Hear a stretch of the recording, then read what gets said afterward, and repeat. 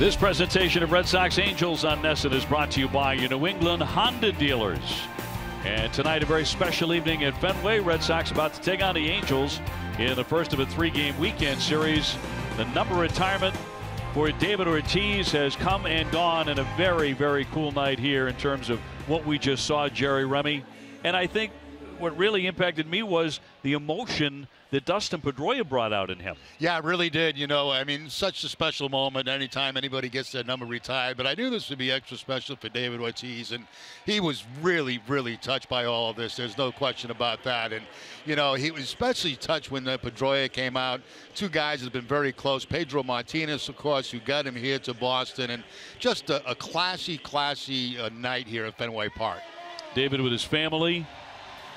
And they were loving every minute of the ceremony, and now he's up there, number 34 for all time at Fenway Park. He'll be joining us on the broadcast a little bit later on tonight. Rick Porcello on the hill trying to turn things around here in Game 1 against the Angels. Red Sox coming back to town, tied for first place with the New York Yankees.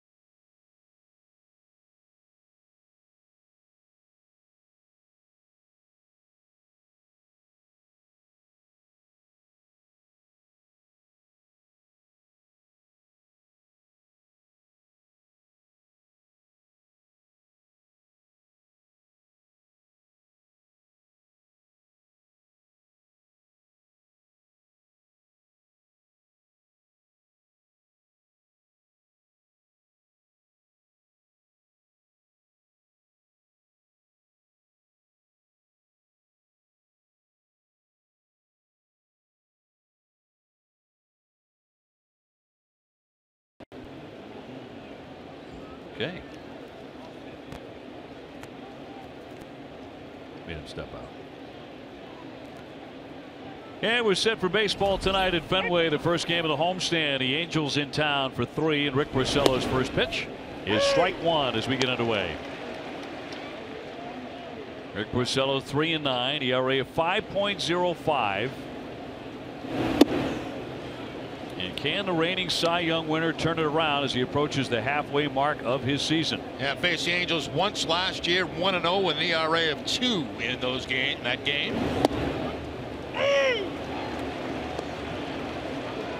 He has just the one win since May 6th, taking on Cameron Maybin here, the center fielder. 277 with 6 home runs. And a 1-2. Floated toward right center field. Mookie Betts will move on over for the first out. The Angel lineup brought to you by New England Chevy dealers. Cole Calhoun will be next, and then the future Hall of Famer Albert Pujols. Yunel Escobar at third. Luis Valbuena at first base. Andrelton Simmons at short. Ben Revere in left. Martin Maldonado does the catching, and Cliff Pennington at second base and the number 9 hitter against Porcello. Angels coming in at 38-38. They helped the Red Sox out a great deal by beating up on the Yankees. They took 4 out of 6. Calhoun goes after the first one and lines one. That's going to get down on the grass and up against the tin out there. Calhoun wants second base. Here's the throw. It's going to beat him there, and he is out at second. He is cut down. Benintendi getting going defensively. Benintendi has become something special out there in left field as far as throwing out run as he picks up his 6th assist. That throw in perfect time for Pedroia so he could spin, pick up the runner, and apply the tag. There's Dustin. He's got the player right in front of him. He's able to tag him. What a play by Benintendi out there in left field. At some point, they're going to stop testing the 22-year-old. We always say that, but they never do. So another assist. 2 down, and here comes Albert Pujols. Certainly a subpar year for Albert at .239, 11 homers, 51 runs batted in, but he has reached 600 career home runs.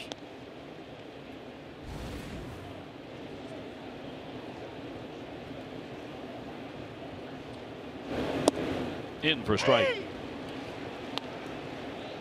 Red Sox going into the shift on the left side. Pedroia will run the shortstop side. He checked 2 balls, 1 strike on Pujols. He has pretty good numbers against Rick. 8 for 23 with a homer. That's a .348 average. The Red Sox defense is brought to you by Southwest Airlines. They've made 47 errors on the season. Marrero, Bogarts, Pedroia, and Moreland on the infield. Benintendi, Bradley Jr., and Betts in the outfield. And Leone doing the catching. Line foul by Pujols. Is it my imagination, or is this the quickest you've ever seen Porcello get the ball and throw it? Yeah, this is very, very quick here in the first inning. I wonder if that's a slight change he's made. 2-2. Jammed him. Escobar on deck. Now John Farrell's team coming back to Boston, tied with the Yankees for first place. Sox have 1 more win and 1 more loss.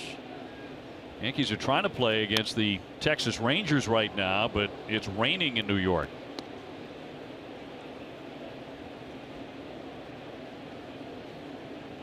Red Sox home for 7 after a 4-4 road trip. And he got him. 93 miles an hour down and in. Made a very good pitch and a quick start for Rick Porcello.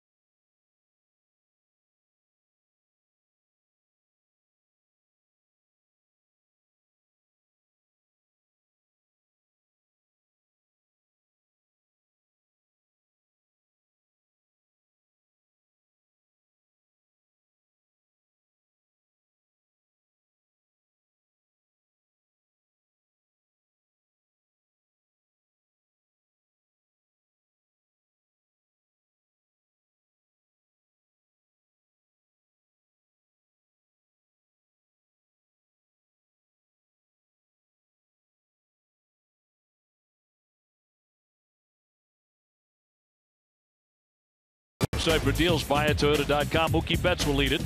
Then Dustin Pedroia in the lineup. He wasn't going to be in the lineup originally. I think he talked his way in. Xander Bogaerts at short. Then Marlon Benintendi and Hanley Ramirez.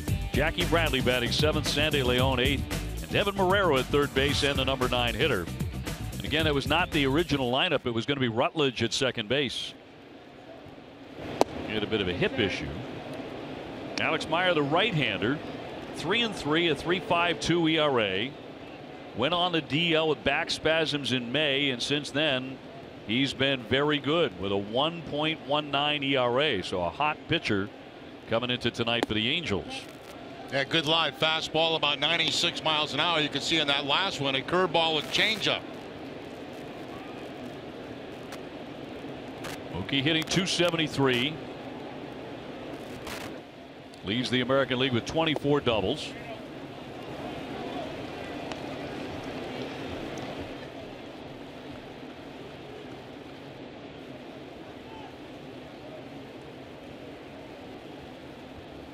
Meyer out of the state of Indiana with a 3-0 pitch and in there for a strike. Walks have been something of an issue for him.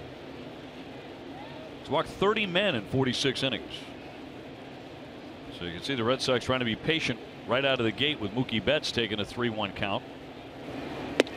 And ball 4. So he's on to start the night for the Red Sox. The Angels defense is 8th in the American League. 44 errors on the season. Yunel Escobar at third base and Drelton Simmons the shortstop. Cliff Pennington at second and Luis Balbuena at first. Ben Revere in left, Cameron Mayburn in center, and Cole Calhoun in right. And Martin Maldonado doing the catching for Meyer.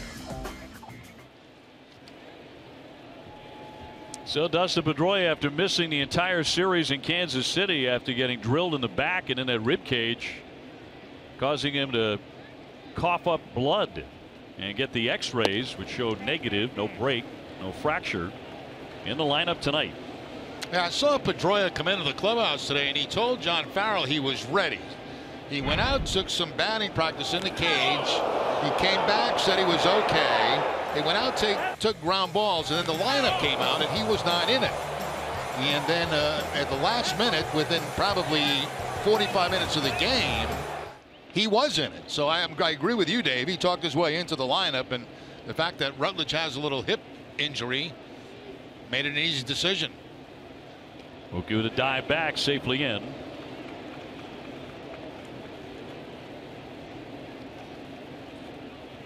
Eleven stolen bases for Betts.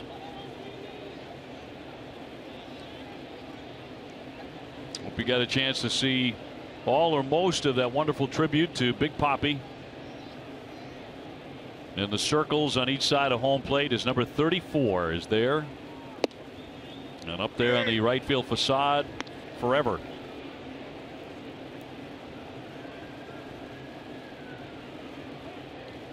Number 17 all time in home runs, 541 for David. Number 22 all time in RBIs, 1,768. One of the men on that list at number 14, Carl Yastrzemski, was here tonight. 1844 in RBIs for Yaz. Now the Red Sox really have to be patient here with Meyer. You mentioned the walk numbers, very high total, and right now struggling to get the ball over the plate against the Red Sox. Walking Betts, falling behind Pedroia.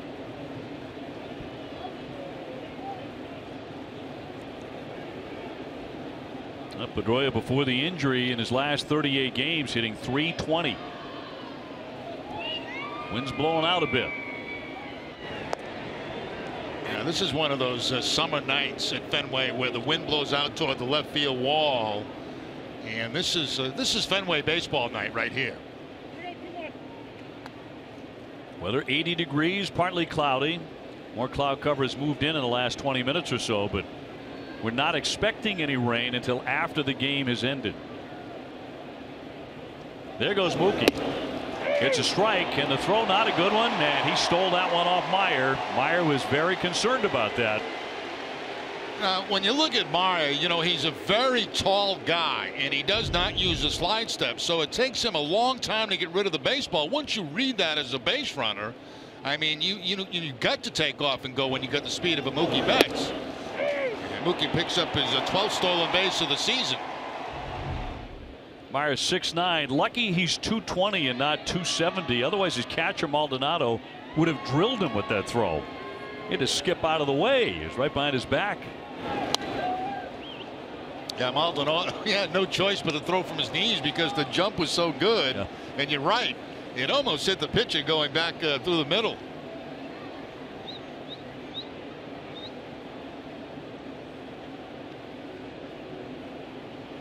Bogart's on deck. First inning, no score.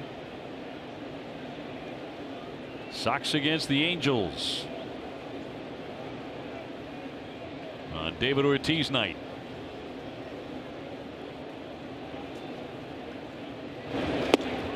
He thought about it, but that's outside. That's a pretty tough pitch to lay off of right there. A slider that starts on the plate but then breaks to the outside part of it, and Pedroia is able to hold up that swing.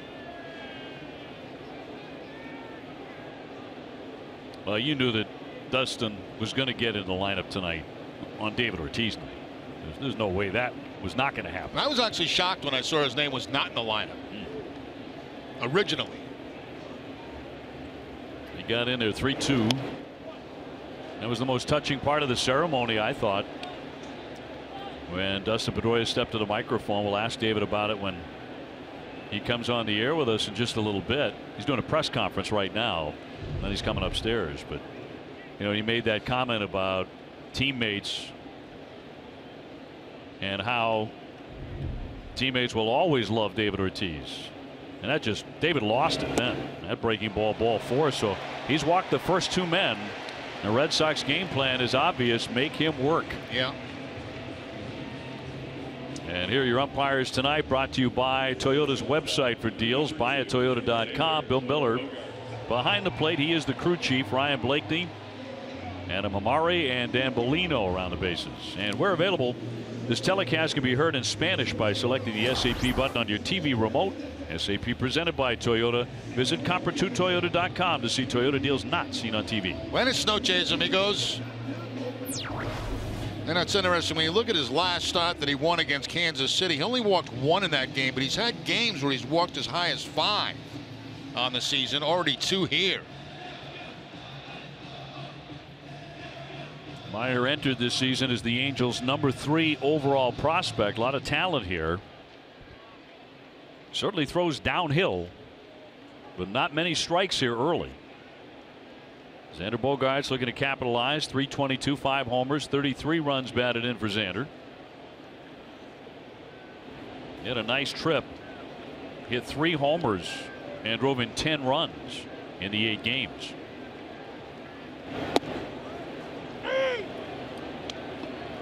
Yeah, Bogaerts 8 for his last 16 in a 4-game hitting streak.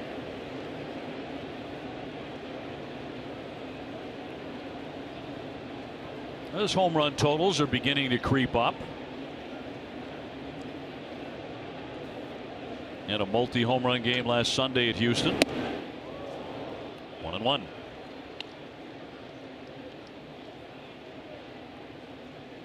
Red Sox lost a crusher in the last game of the trip at Kansas City, so the off day came at a good time in that sense. Put that one in the rearview mirror. A little separation. Here's the 1-1. That missed badly.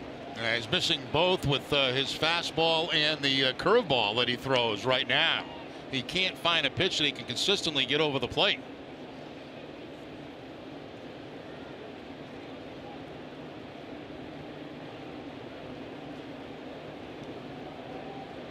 His first start against the Red Sox, first time ever at Fenway.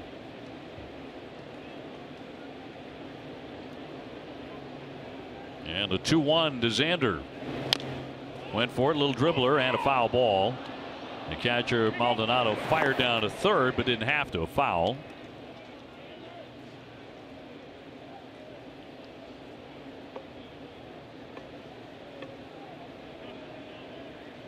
Xander trying to make sure he did not break the bat, and he's going to keep it.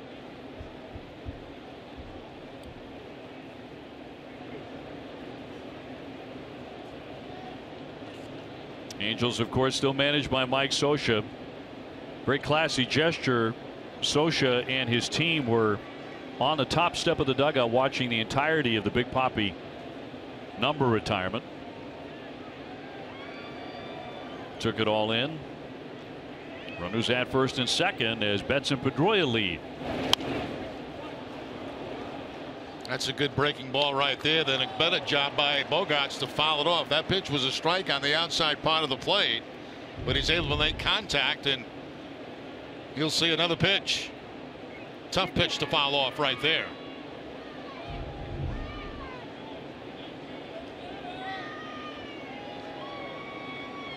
Moreland on deck. No score here in the first inning.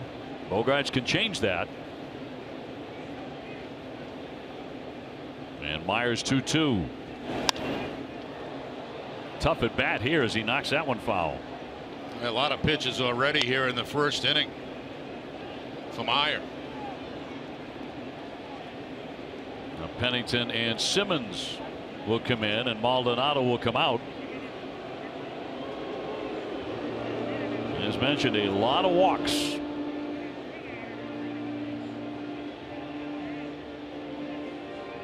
This could be one of those cases where they're changing up some signs a little bit, because Betts has been out there an awful long time.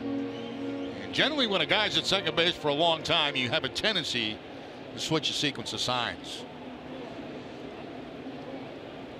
They got two guys holding Betts on, basically, the second baseman and the shortstop. Look how close they are to second base.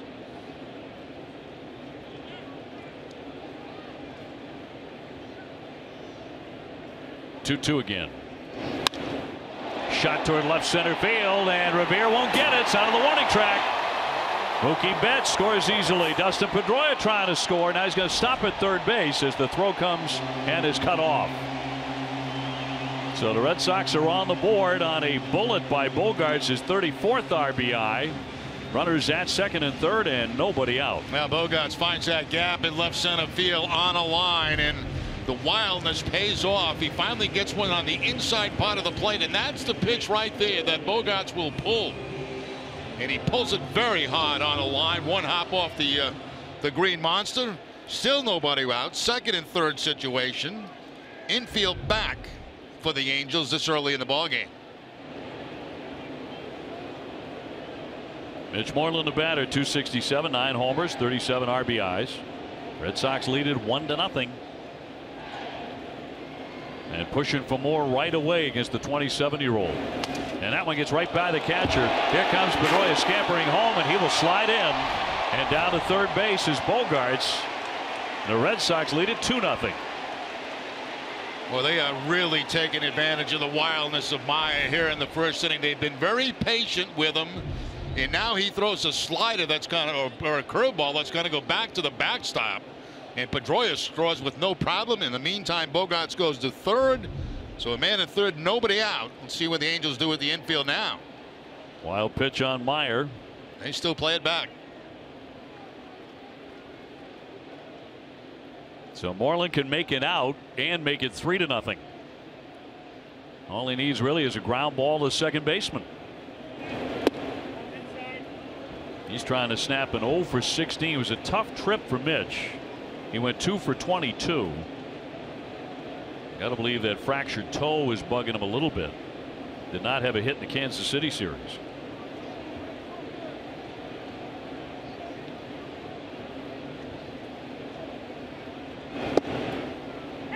Two and one.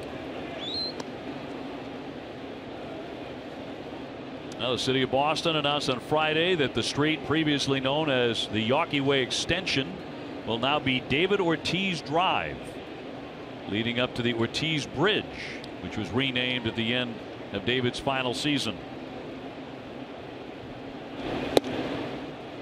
2-2. And those are two pitches right there, the third and fourth pitch that generally you see Moreland swing at. Those are the ones he likes. Middle in, down in the strike zone, but takes them both. They're both on the corner.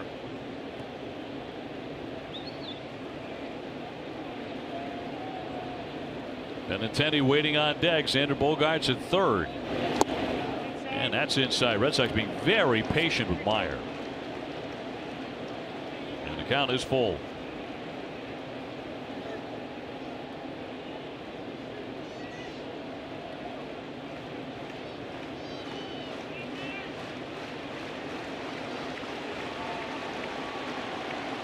Here's the payoff pitch. And he struck him out. Well, all of those pitches, you can see them 1 through 6 all on the inside part of the plate, and pitch number 6 for the strikeout that just barely gets the corner inside. So he worked Moreland inside that hole and back and finally wins the battle with a little bit of a two-seam fastball there. You see that spin coming back toward the corner. Now the infield will creep in. Benintendi at 274, 10 homers, 40 RBIs. He's tied with Mookie Betts for the club lead in runs batted in. And a mini 3-game hitting streak for the rookie.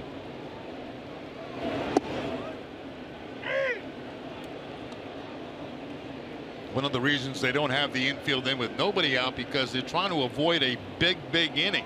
With 1 out, there's less of a chance of that happening, so they bring the infield in. Try to cut down a run at the plate. 1 gone, and the 0-1.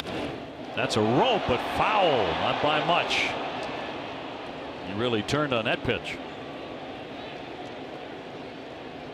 Benintendi got a fastball and cannot straighten it out.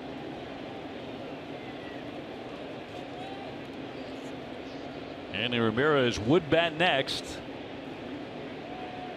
1 away, a runner at third for the Sox, and 2 runs in.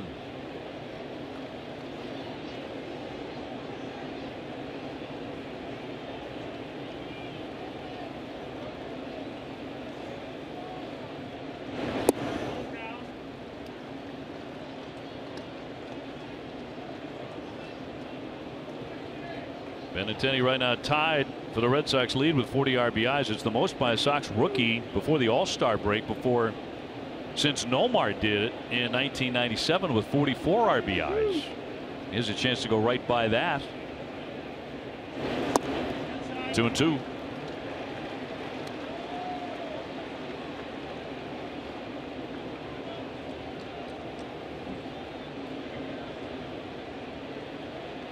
Escobar, Simmons, Pennington, and Valbuena on the infield, all in close. Not many strikes from Alex Meyer.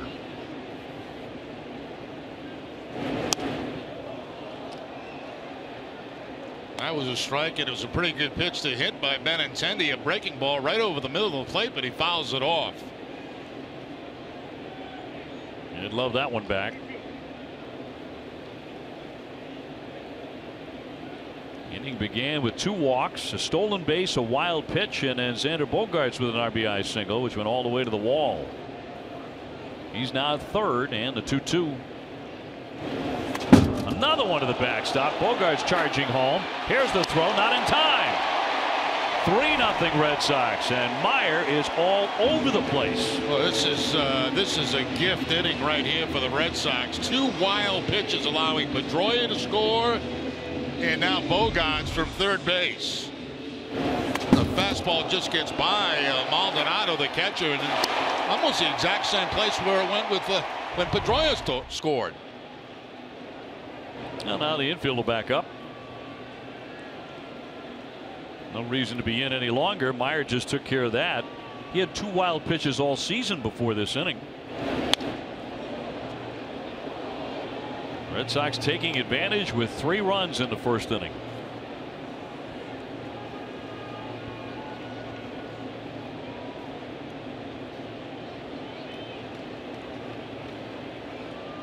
It's been tough to hit when he has thrown strikes, allowing just a .208 batting average. That one's scalded. Well struck. Maben on the move. He'll run it down. When he's allowed the Red Sox to swing the bats, they've hit the ball pretty hard. Well, college football returns to America's most beloved ballpark with the Fenway Gridiron Series presented by Your Call Football. Tickets on sale right now. Visit redsox.com/gridiron for more information and to get your tickets today.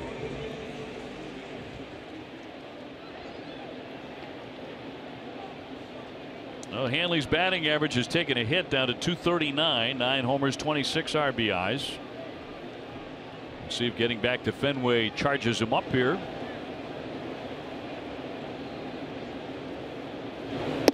He has in fact reached base in his last 23 home games. Takes that fastball inside at 97 miles an hour from Meyer.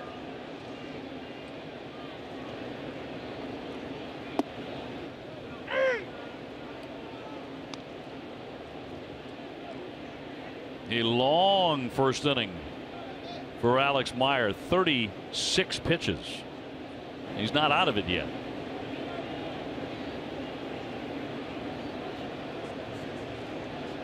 And a 1-1. Foul away.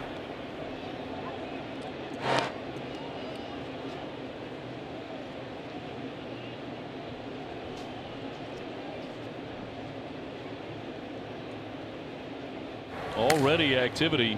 Brady's throwing in the bullpen, a right-hander.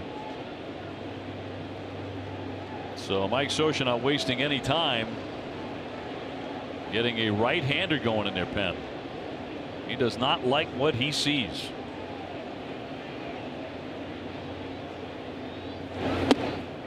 And a swing and a miss for strike three. That's all for the Red Sox, but they scored 3 times against Alex Meyer. 3-0 after 1.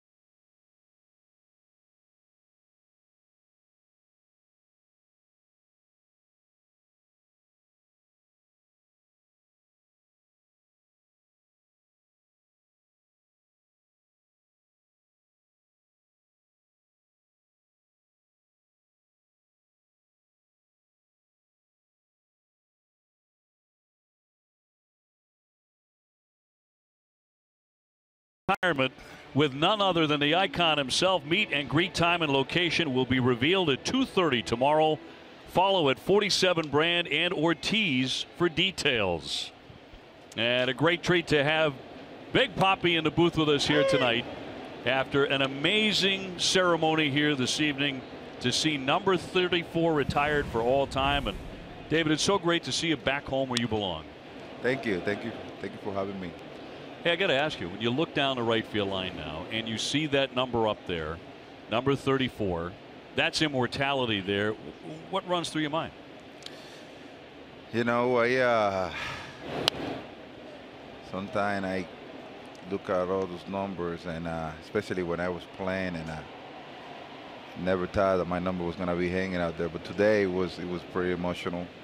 It's an honor to be part of the elite group of guys who are legendary and did so many great things for the game. Bobby, I got to ask you, I was thinking about this while you were on the field and all the ceremonies are going on. I mean, what a ride it was for you to be let go by the Minnesota Twins. You came to the Boston Red Sox and you were not even a starting player at that time. To have it all culminate in what happened tonight, I mean, it just goes to show you that's what baseball is. It's a game of up and down. You never know what's going to happen. And you go from a guy that the Twins didn't want to a guy that now got his number up at Fenway Park? I tell you what, you know, I was, you know, I've been thinking about it a lot, and to be honest with you, I was a player that you know, coming to the minor league, getting into the Minnesota Twins system, you know, I was a guy that the numbers that I put playing out there, I was a guy that I was expected to do that. But I think that the best thing that happened to me was that, you know, being let go by the Minnesota Twins. And when I was released by the Minnesota Twins, coming out of a good season with them, just because they thought that I wasn't, you know, they didn't agree with paying me the salary that I was expecting the following year. It was either that or let me go. But it kind of, you know, told me that it was something extra that I got to do for my career to take things to the next level. And out of all the negative stuff that happened to me, I always try to pull the positives out of it and put it in play. And you know, like I say, my career was a career that it wasn't easy at all. I always had to bring something to the table every day so that I can keep on playing and keep myself at this level, you know, and that's how it is. That's reality. Well, David, it's all depend basically how far you want to take it. And boy, did you take it. Number 3 all-time in American League history in extra base hits. The only 2 guys in front of you are named Babe Ruth and Alex Rodriguez. 541 home runs, number 6 all-time in American League history. The Twins made a big mistake, a huge mistake. I know what you're saying is it inspired you. You used it that way. They know they did, you know, like I heard Terry Ryan, the GM for them until last year, and I was the guy that deserved the opportunity to play, you know, because I wasn't a troublemaker. I was a team guy. I was a guy that was going through the process. I was 25, 26 years old, you know, everything that a player, the best situation for a player to be, it was my situation. But they give up on me, I think, and I mean, the way they give up on me and how much they regret it, you know, it probably helped them to make a better decision with some of the players. You know, I was thinking about tonight when you were going to lose it, and you lost it when Pedroia had something to say. Oh man, my little guy, man. I mean, Pedroia and me, we are like, Pedroia is like a little hermano to me, you know. I mean, Pee Wee and me, we went through so much together, you know, and Pedroia is all about business, man. Pedroia ain't messing around. Pedroia come to the field, he got his routine, and he is ready to give his heart. He's one of the players that is ready to left everything on the field every day. It doesn't matter if he had a broken bone. It doesn't matter. Like, if there's one player that I would pay right now to come and watch, is my little guy, man. And just watching him saying what he say, everything that Pedroia does is coming from the bottom of his heart, you know. And last night we were laughing, like crying, laughing, and just seeing him today, you know, coming with those words, it touched me a lot. You know, I was trying to hold ground big time, but I couldn't, man. I couldn't. That's my boy. It was a very touching moment out there. Yeah. Very, very much. You talk about your career, David, in the context of all the amazing home runs, the clutch home runs. I mean, do you have a moment in your career that you hold above all others? Beating the Yankees, man. That was in 04. Yeah, there you go. That was my thing, man. I mean, when I play against the Yankees, it was like a ride or die, you know. Like I tell you what, man. Every time we play against the Yankees, when we beat them, even if I wouldn't do anything, I would go home happy, you know. Like I know that we did something special, you know, and I know the fans here look forward for that to happen. And when we lose a game or a series against the Yankees, it was like it was devastating to me, because I always like that little extra that you have in the tank, you want to throw it out there against those guys, because that's the rival. That's what people always ask me about. Hey, do you think that the rival is kind of like it has slowed down like through the year? And I'm like, just because we're not fighting or doing all the crazy stuff that used to happen out there, that doesn't mean that we're not trying to beat them or they are not trying to beat us. You know what I'm saying? It's competition. The thing is that MLB want to make sure that, all the crazy things that were happening on the field doesn't happen, because we have a lot of kids watching, and you don't want the children to go home thinking that this is the WWF. I mean, it's not like that how you play baseball. That's not what you should do to play baseball. So MLB is doing a great job based on that. But the competition is there. The intensity is there. The I want to beat you is there. So those are the things. I got to ask you this. When February rolled around and it was time to go to Florida, time to go to spring training, what did that feel like? I was a little confused. Yeah. My wife got me packing a couple of times. Where you going? I'm like, never mind. Those days. I mean, you played in the big league for a long time. You know how it is when January, February is showing up. It just your mindset is like, I'm good to go. You know what I'm saying? And but this year was different. My mind and body kind of understand, the situation that I was walking into, and having your family growing up. I have been pretty busy doing things here and there, so it's not like I'm thinking about baseball all the time. But I sit down to watch the game all the time, and I stay in touch with the guys, with the boys down there in the dugout, and I'm kind of seeing things differently now that I'm not playing. Like before, when you playing, you watch the game and everything look pretty simple. But now, man, sometimes I be like, I was able to hit that fastball, like the game, man, it's more complicated than what people think it is. You got to tell Pedro now to stop tweeting out stuff that you might be coming back. I mean, it's over. I know. I told Pedro, what are you talking about? Creates a firestorm every time he does that. I know. I was like, I just got back from the Dominican, and I heard people saying, "Do you hear what Pedro say? Is that true?" I'm like, "What did he say? That you're gonna make a comeback?" I'm like, "No, I'm done. Baseball ain't that easy." So there was never like a 5-minute period, David, where you thought to yourself, in these last 8 months, you know what? I think I might give this a shot again. No, never. not at all. Not at all. I'm telling you, like, I got out of the game because of injuries, and I still get sore, and I'm not even playing. Like there's a history behind, and as you get older, all you're gonna do is just have to stick with the plan, because it doesn't go away. No. When you create that pain because you put so much stress on it and so much running and all the stuff that we do, it'll get a little better, but still there. So think about coming back and doing all the stuff that we do. Like that game, it's a beautiful game. It looked pretty simple from here, but when you are in it, the intensity, it's crazy, and I know that a couple of pitchers were able to, make a comeback in the middle of the season or whatever, but that's not the case for hitters.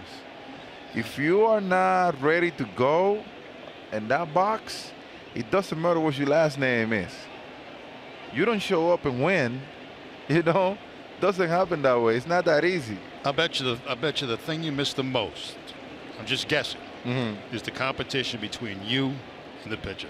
Oh, definitely. That's something that it never goes away. Like I sit down with my kids and friends, I watch the game, and I pretty much tell them most of the time what the pitcher is thinking about doing, because it just stay here, and they be like, how do you know that? And like, that was my game. That was that was my mentality while I was playing, you know, and that stick with you forever.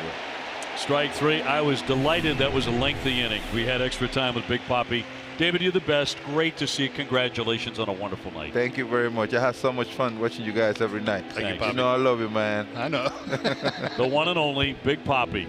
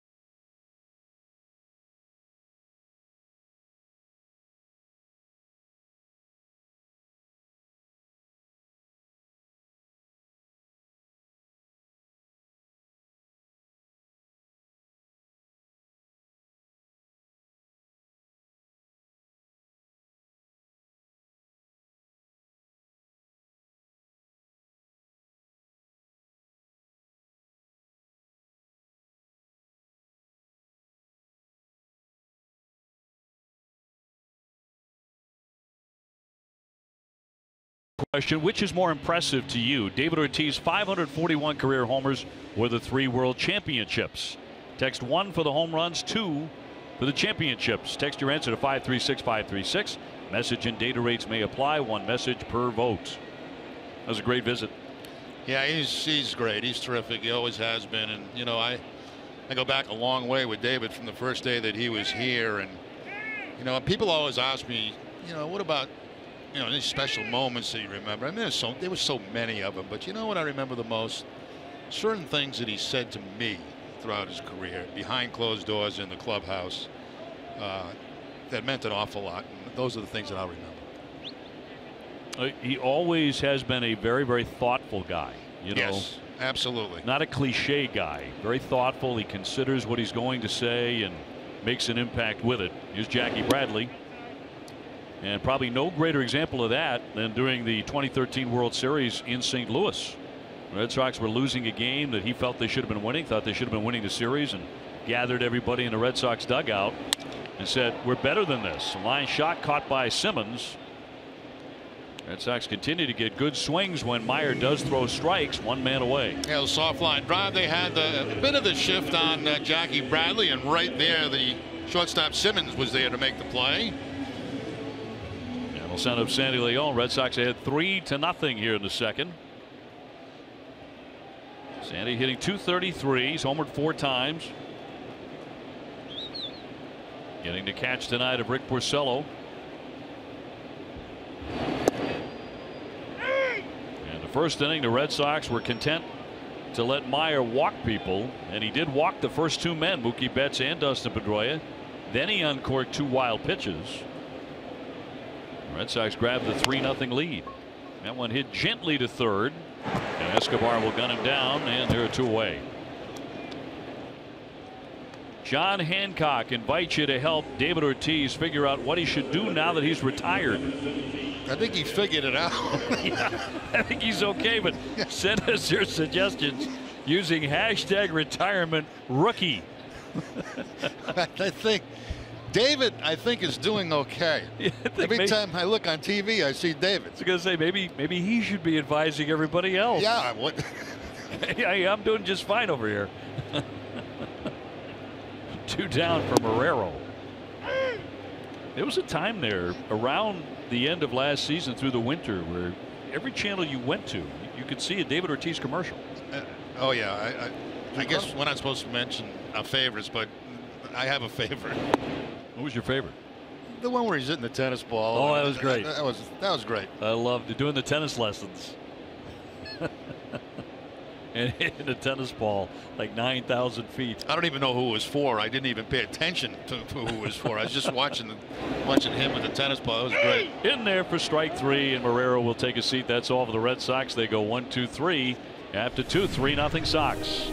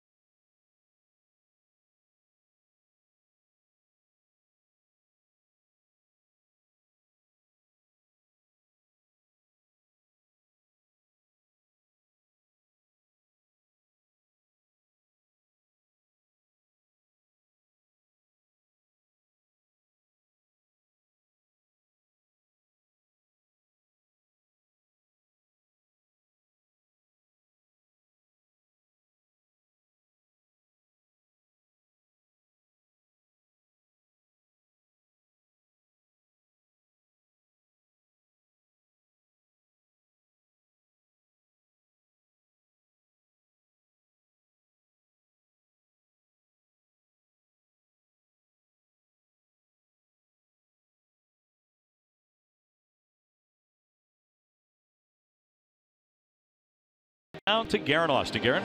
Thanks, OB. Well, today the Red Sox announced that they claimed Doug Fister off waivers from the Angels. President of Baseball Operations Dave Dombrowski said they've been tracking Fister since before spring training. They've stayed in contact and they followed him, and when he became available, they claimed him. Dombrowski said they really feel like he'll be a great addition to the club. He's been throwing the ball well, and he'll really be able to help the team. Guys, Fister will be on a red-eye flight. He'll arrive in Boston at 5 a.m., and he'll make his first start for the Red Sox on Sunday. Wow, that's a quick turnaround. Thanks, Garen. Of course, Dave knows him very well. Pitched in Detroit. Has a winning career record. Game over 500 and a sinker baller. Well, 3rd inning, and Cliff Pennington, the second baseman, a .253 average with a home run, leading things off against Porcello. And that's in there for strike 3. Tough pitch over the inside corner. Yeah, right now Porcello for the first 3 innings control very, very good. He did walk 1 back in the second, but hitting his spots. Here's his 2-seam fastball. It'll come back a little bit, as you can see, right to the inside corner. Lexus is making a pledge to strike out hunger every time a Sox pitcher strikes out an Angels batter. Lexus will donate $50 to the Greater Boston Food Bank. Here's Cameron Maybin back up to the top of the order now for the Angels. He's 0 for 1 with a fly to right.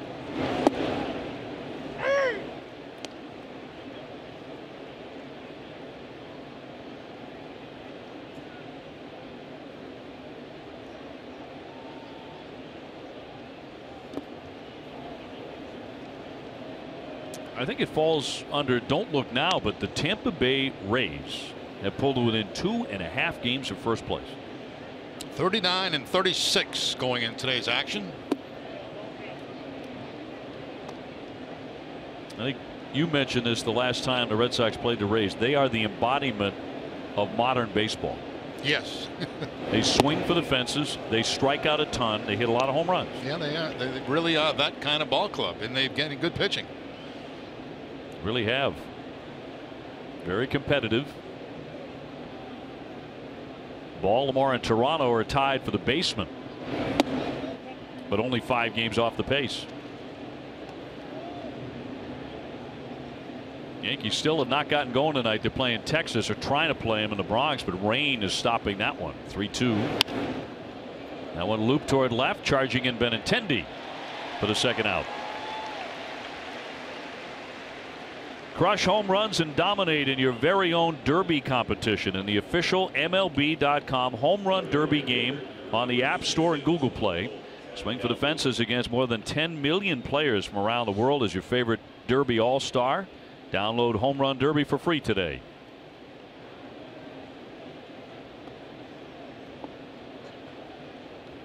Well, this guy Cole Calhoun has been all sorts of trouble for Rick Porcello. He is 7 out of 13 with a home run off him, including a base hit tonight in the first inning, but then he was gunned down trying to make that a double by Benintendi. Now they play him to pull in the infield, a shift. In the outfield slightly to pull, but last time he went to the opposite field on a breaking ball from Porcello.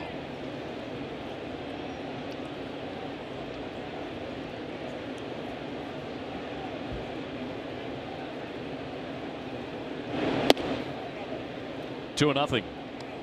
Pujols on deck.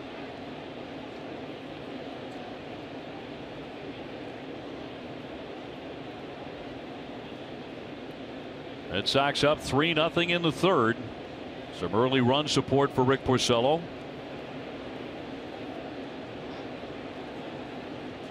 And one just got the corner. Calhoun with very good power. He packs a punch. He's hit 10 home runs with 36 RBIs. This Angel team is right at 500, 38-38. Which is pretty good considering they have lost Mike Trout for an extended period of time with a torn ligament in the thumb. They hate to see anybody get hurt in the game, but especially the great players of the game. And you know, a guy like Mike Trout, I mean, those people want to see him play. Unfortunate injury. Expect him back in the second half. There's the 3-1. But without him, they've gone 12-11 since his injury, so they have kept their heads above water without him, and overall right at 500. Third place in the West. Yeah, the problem in that league right there is the Astros, as we saw down in Houston. 12.5 game lead. 50 wins already. Not even at the midway point yet. 3-2. And got him. He struck him out. Maybe a bit of a generous call there. Yeah, take it. But Rick Porcello putting it where he wants it. 3-0 Red Sox.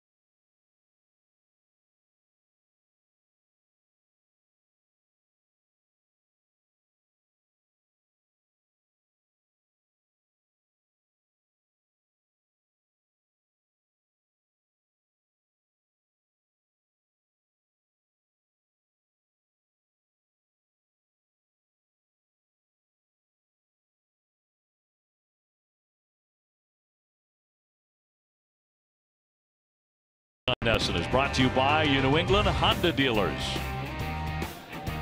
Right now, a very pleasant night here in the city. Red Sox on top 3-0, and coming up to bat again against Alex Meyer, who did settle down in the second inning. Got the Red Sox 1-2-3, and the Sox got him for 3 in the first inning. Mookie Betts was part of that uprising with a walk, a stolen base, and a run.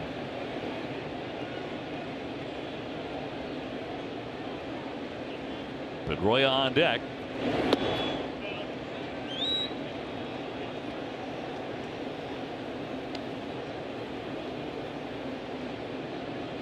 Stolen base for Mookie was number 12.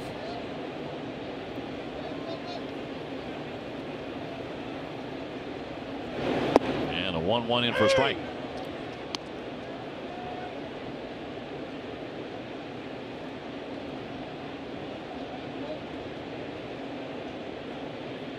Pretty solid road trip for Mookie Betts. 10 for 33. He homered 3 times.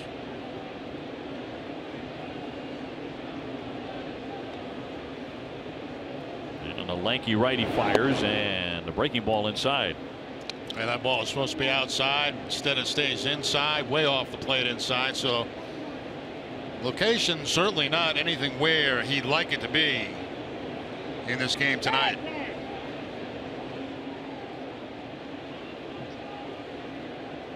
Meyer, like Drew Pomeranz, has a knuckle curve. Big sinker, changeup. 2-2 to the third baseman Escobar from the grass. 1 away. Well, in honor of Big Papi's retirement, BigTimeBats.com is proud to release a Marucci game model David Ortiz art bat featuring the artwork of Jolene Jesse. Limited edition historic bat. It's available for $169.95 plus shipping. Go to BigTimeBats.com or call 866-280-BATS to order yours today.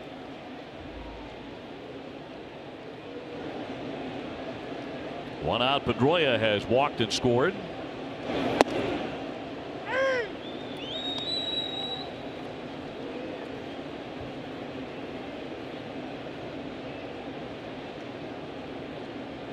Dustin at 296. Lashes that one foul. And he has not committed an error in his last 92 games. It's 326 chances coming into tonight. Pedroia wearing a vest tonight that has a t-shirt underneath his game shirt that has kind of a padding that surrounds the area that he was hit in the back. I don't know how much that would help to get in the same spot again, but at least he's got some protection there.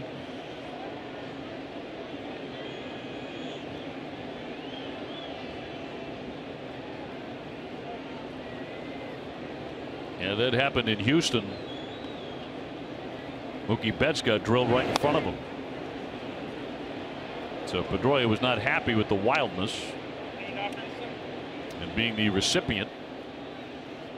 Both benches were warned after that. He was more upset that the guy couldn't get the ball over the plate.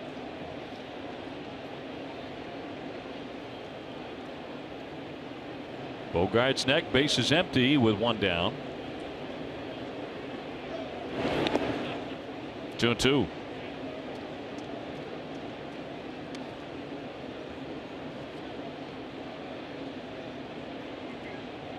Well, if you missed it earlier tonight, it was the most touching moment, we thought, in the Ortiz ceremony when Dustin came out representing the current Red Sox. In fact, all Red Sox players who had played with David Ortiz, and spoke a bit. And I'll play it for you if we get a chance here. The moment that brought David Ortiz to tears.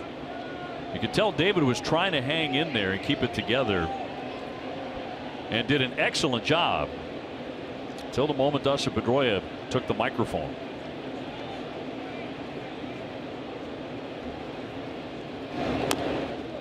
And here it is.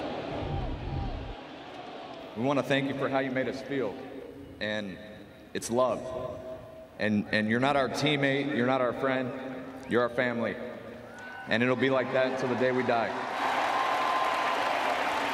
The little guy made me cry. Wow. You sure did. Bounding ball to Simmons, an outstanding defender. 2 up and 2 down. I think you know, Ortiz, when he was in here, kind of hit on, talk about leadership on ball clubs, and you know, David was a born leader. He really was. He's a guy that would go to different players and quietly sit them down, have a talk with them. He was always boisterous in the clubhouse when he'd walk in every day. And he mentioned about Pedroia. He talked a lot about Pedroia, just exactly what he's like. He's the same every day. He comes in, he does the same routine every single day. He's not the same personality as David Ortiz, but he is a guy that's a leader more by example than David was. You know, it's a totally different kind of leadership that he has than what David Ortiz had.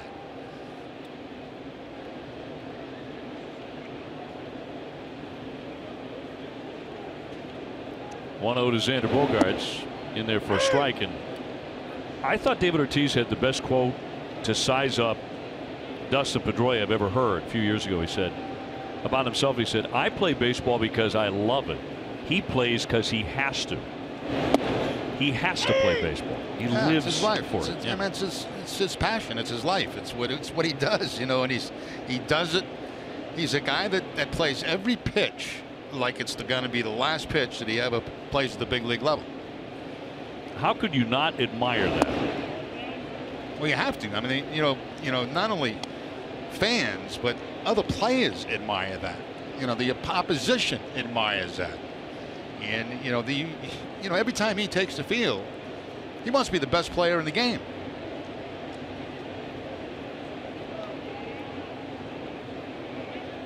The 2-2 and fouled away. You just hope that, well, I do anyway, that he's not taken for granted, because of all the things that you described about Pedroia and all the things that Ortiz loved about playing with him. You hope it isn't taken for granted anywhere. No, I don't think so. I think when it's all said and done, and you know, like I said, he is not an Ortiz type. He's not the kind of guy that likes the camera in his face. He's not the kind of guy, you know, that'll be up there after a game giving the fancy quotes. You know, he just wants to go out as a great baseball player, and that's what he's been. He really has been. He's been an MVP. He's been this. He's been that. You know, he's been World Series champions. He's, you know, but the thing is, he brings his game every single day, and it's not only during the game, before the game. Line shot to left, and Revere right there to leap up and make the play on the warning track. He was playing deep, and the Red Sox are done in this inning.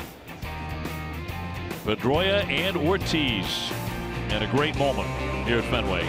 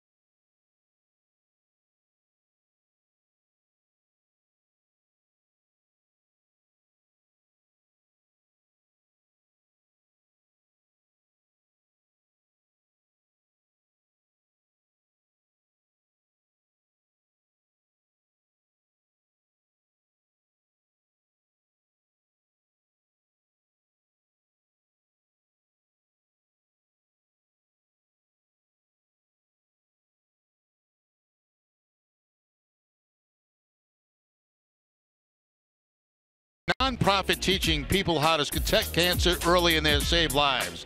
I'll be at their gala on July 9th, and I hope you can be too. For more information and to register, visit 15-40.org. Pujols with a shot out toward the triangle past Jackie Bradley. That'll bang around at the 420 mark, and Albert will trot into second base with a double to begin the fourth inning, with the Red Sox leading here 3-0.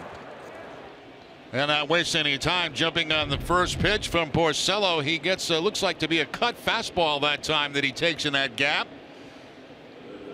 And runs it out by Jackie Bradley out there out to the 420. That's going to be 2 bases for Pujols. Maybe in his younger days 3, but not now. He's always liked Fenway. He hasn't played many games here. This is just his 19th lifetime game here, but he's hitting about 325 at Fenway. And we'll send up Escobar. He struck out in the second inning. And he goes down on a knee and fouling away strike 1. Pujols was a teenager when he met David Ortiz in the Dominican Republic. Big Papi's about 4 years older. And Pujols said before the series, said he's had an amazing career, talking about David. He said to be able to see how the city of Boston appreciates his career and celebrates one last time, it'll be pretty cool and pretty emotional. I think he was talking about emotional for himself too, because he and David are very close.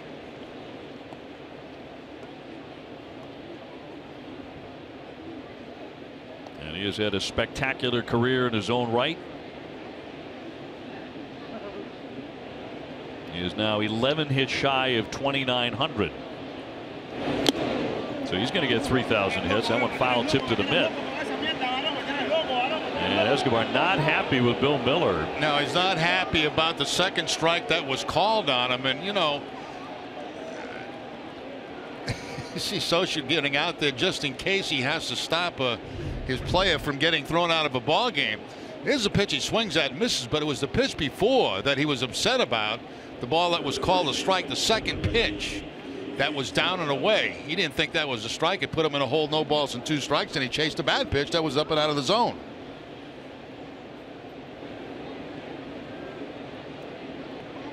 So 1 down. That sends up Valbuena, the first baseman. Just a 192 hitter.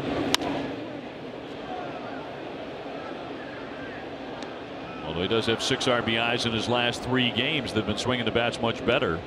He certainly did against the Yankees.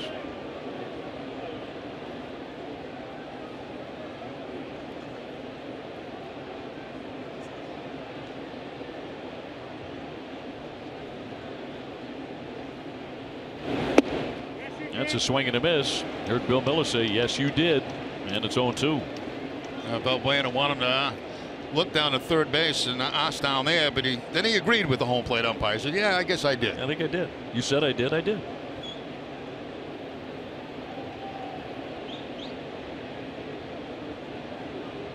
Sox up 3-0.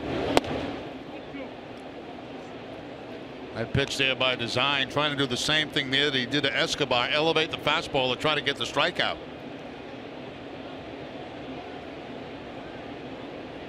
Well, just a must that Rick Porcello get back to something close to his form of last year. He's looked pretty good here tonight. He says it's all about execution and nothing more than that. He's certainly not hurt. There's no injury here.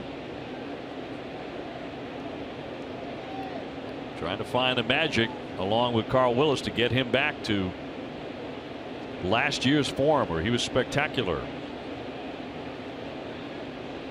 And winning 22 games. Swung on and missed, and down goes Valbuena. Back-to-back Ks. Yeah, there he goes again. You know, it's the same thing. When Porcello needs a strikeout, you can count on it that he's going to go into that high fastball if he's ahead in the count, and he did it twice.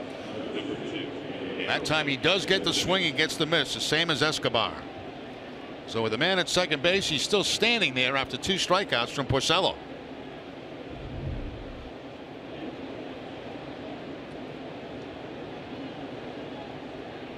So 7 strikeouts for Porcello tonight, and here's Simmons in play, and a miss there by Marrero. They're going to hold the runner at third base as the throw comes home, and it's off the glove of Leon. Here comes Pujols. He's going to score as the Red Sox throw it around. And a run in to make it 3-1 Boston. Yeah, there was really no need of Benintendi to throw that ball home. You know, you've got to know the run of Pujols at second base, and he fielded that ball very shallow in left field. There's no way they were going to score him. You can see he comes up and throws, and really all he had to do was throw that ball back in to third base. And the ball gets by Leone, and run scores. It's a gift run, and the runner ends up at second base. So it was an unnecessary throw that time. You really didn't have to because you were playing so shallow out there. And there's no way they were going to send Pujols. And Red Sox give him a run. They're going to charge the error, however, to Leone. It could go to Leone, absolutely. You know, it played it on one hop and it deflected off his glove. Red Sox had not committed an error in the last 9 games. And playing some very, very good defense. But an error here costs. We'll send up Ben Revere, who walked in the second inning. So Simmons taking second on the error. Now Porcello trying to get out of the fourth with only the 1 run against him.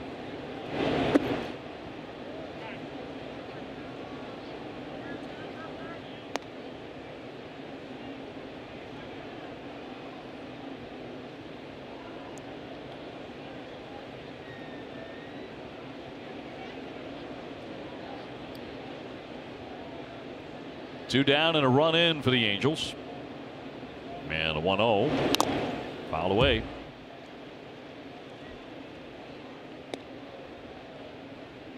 Remember in 2013, Revere was playing in the National League the night of the Boston Marathon bombings. He was in the outfield in Cincinnati. And he wrote on his spikes, "Pray for Boston," on both of his shoes. And they took those pictures. Those went around the country as part of the coverage of that day. Very classy gesture. He talked about it later, how he was praying for the people of Boston. His heart really went out for what happened here. Of course, you think about the aftermath and Big Papi taking the microphone days later here at Fenway Park, and an unforgettable speech. Slapped to short and caught by Bogaerts to retire the side. Angels on the board after 3.5, 3-1 Red Sox.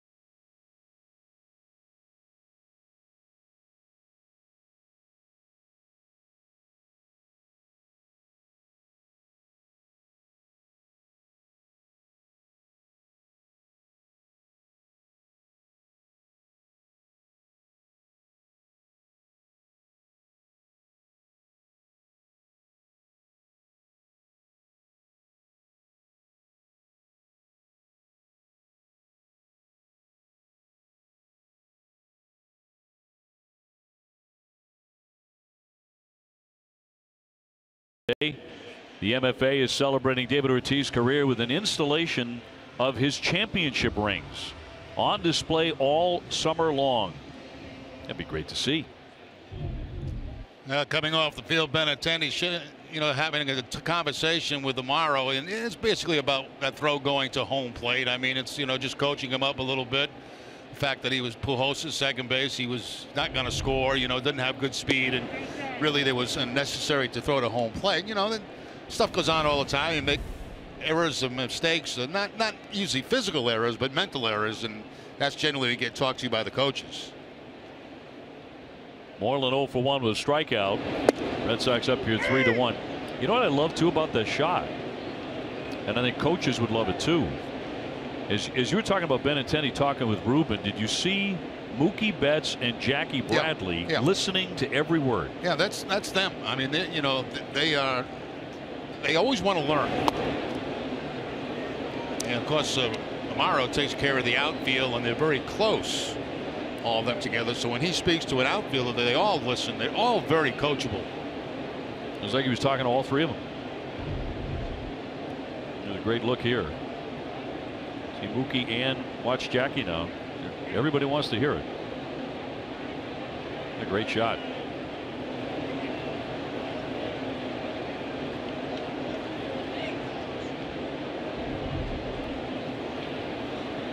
Two-1. Slap foul on deck, Benintendi, and then Hanley Ramirez.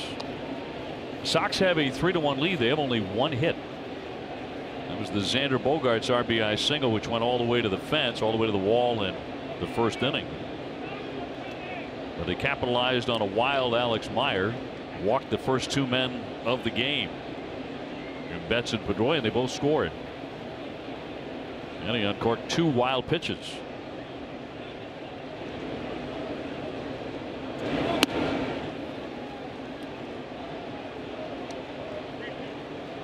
Mitch right now locked in an 0 for 17 skid.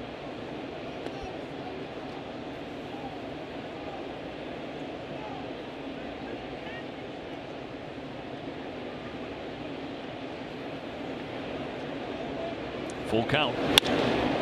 Shot to right field. Calhoun will make that catch, but that one hit on the button. Let's go back and take a look at the runs in the first inning. Back-to-back walks, and then Bogaerts goes to left center field, finds the wall on one bounce, drives in the run, and then two wild pitches. One, Pedroia will score, and then after that, another wild pitch while Benintendi is up. Bogaerts with the head first line, he scores. That's the 3 runs for the Red Sox in the first inning. Benintendi 0 for 1. He's lined to center.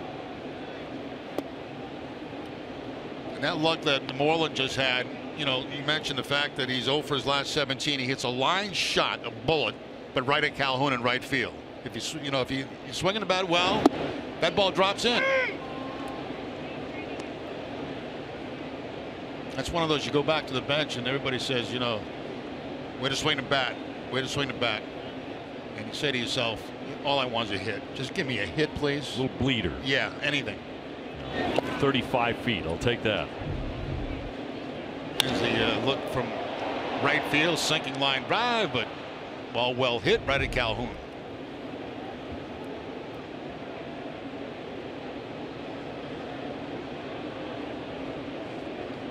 And the 6'9" Meyer delivers a strike. In the offseason, Meyer has worked as the tallest substitute kindergarten teacher you will ever see. He has taught at every level from kindergarten through high school. Teacher they can look up to. I'd say that's going to be a day's work. Oh yeah. Yeah, I think he'd rather pitch a game than I mean that's nonstop action, isn't it? Kindergarten? Nonstop. They paid him $68 a day. Really? That's what he got.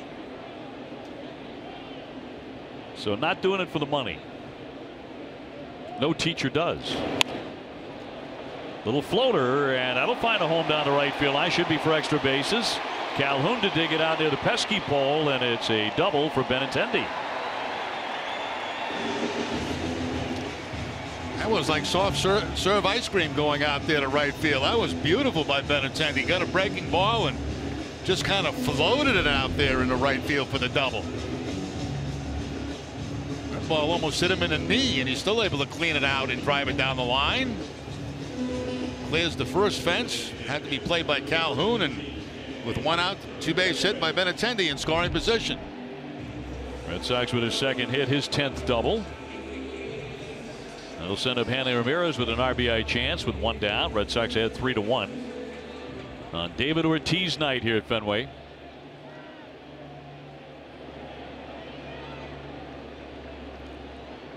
And by the way, the most fans I've ever seen at Fenway for a night game that far ahead of the first pitch. Yeah, they were here very early. Also a very nice video tribute before the ceremony started on the scoreboard. I think they probably showed every one of Poppy's home runs. All 541. In order. You're thinking, man, he hit some. Oh yeah, I remember that one. Oh yeah, he beat the Yankees with that one.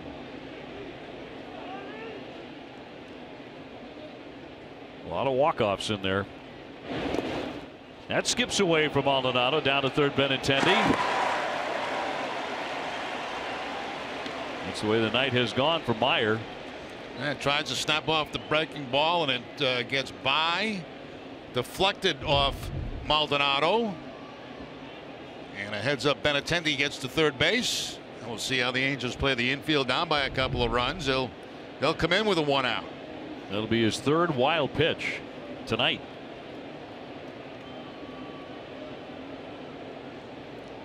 And he struck out in the first inning, hitting .238, 9 homers. It was around this time last year that he really started to get hot with the bat. That certainly is the hope here in 2017.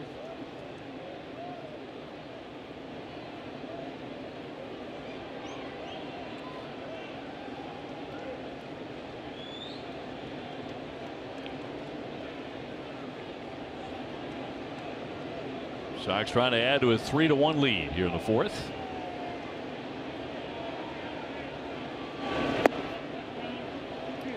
Two and two.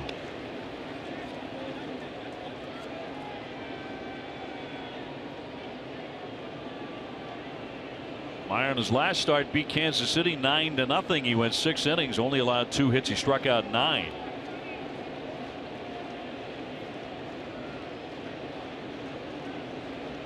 Tonight, he's been all over the place.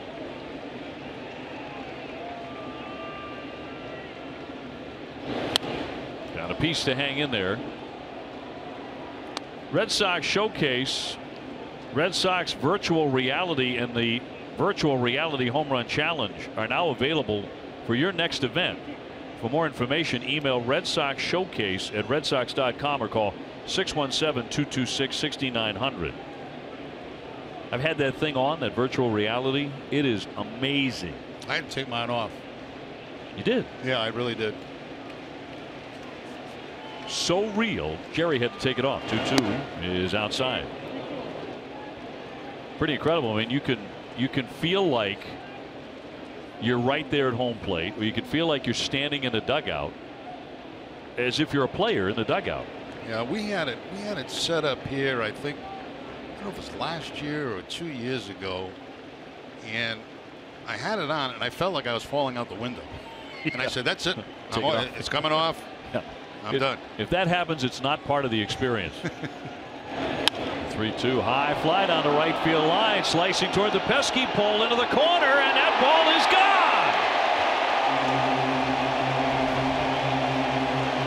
And Ramirez with his 10th home run of the season.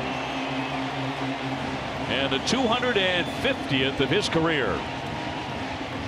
And the Sox open up a 5-1 lead.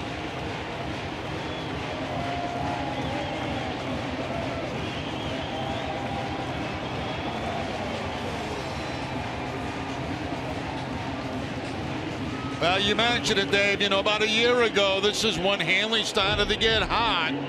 And this time he gets the curveball. It just kind of floats up there to the outside part of the plate, and Hanley goes right with it down that right field line, inside the pole, and up into the seats.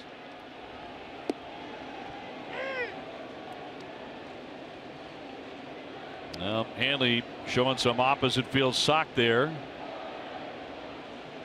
And puts the Sox in front by 4 runs. Jackie Bradley is 0 for 1.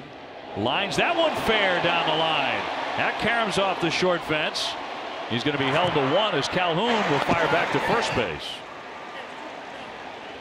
So Jackie hits that one right on the button. And 3 consecutive Red Sox have reached base here against Meyer. That's twice tonight that Bradley's hit the ball hard. First time was a line drive out to the shortstop Simmons. This time a hard base hit right down that first base line. Top spin line drive. Right by the dive of Valbuena. And it played perfectly off the wall by Calhoun. He tries to throw behind Bradley, but Jackie ready for that. Well, the Red Sox approach is really working well against Meyer. They have allowed him to dig himself into trouble with the walks and the wild pitches. When he has thrown the ball over the plate, they've gotten some really good swings off him. And the right-hander is up again in the bullpen.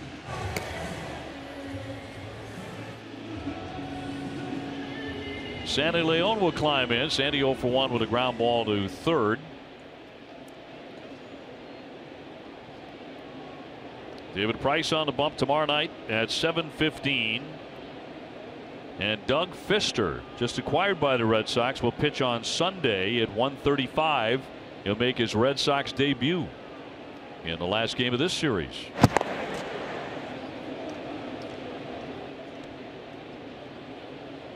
Hector Velasquez was to make that start.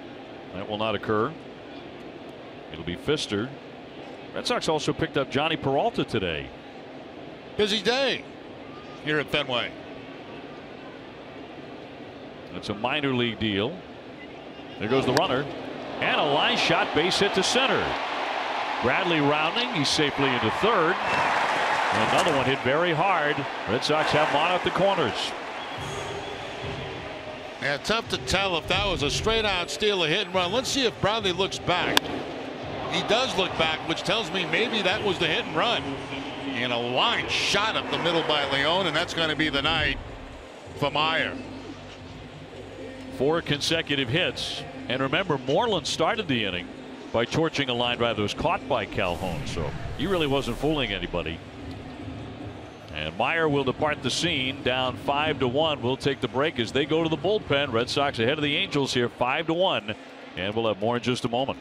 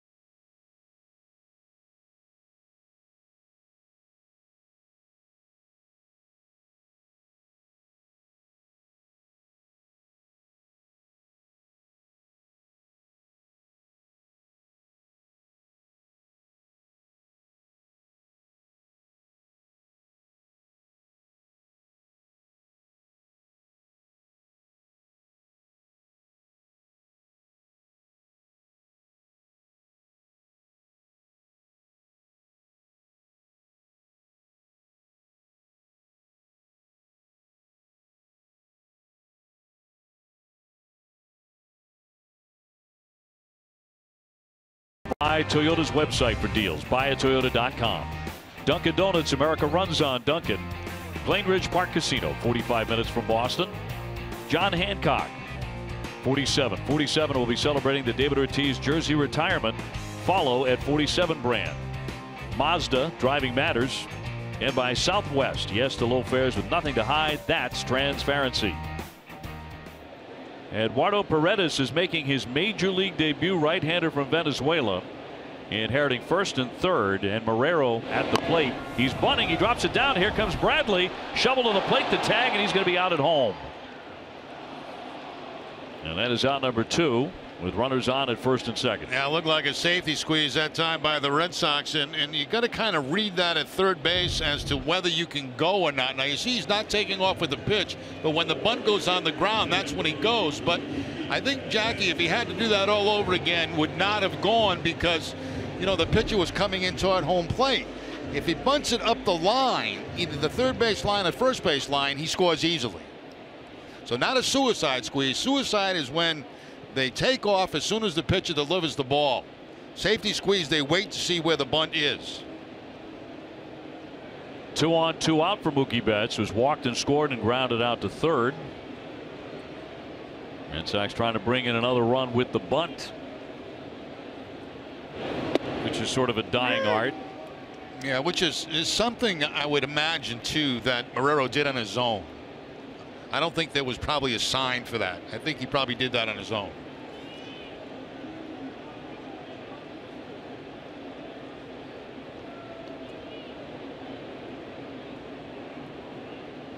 Leon and Marrero on the bases. It's a fascinating article in Sports Illustrated this week talking about a lot of things involving the game, and one of the things they talk about is the hit and run has become all but extinct in the game. Moving runners like that, that's a dying art too. Now it's become a power game, hasn't it? And possibly to the detriment of the game. Overly so.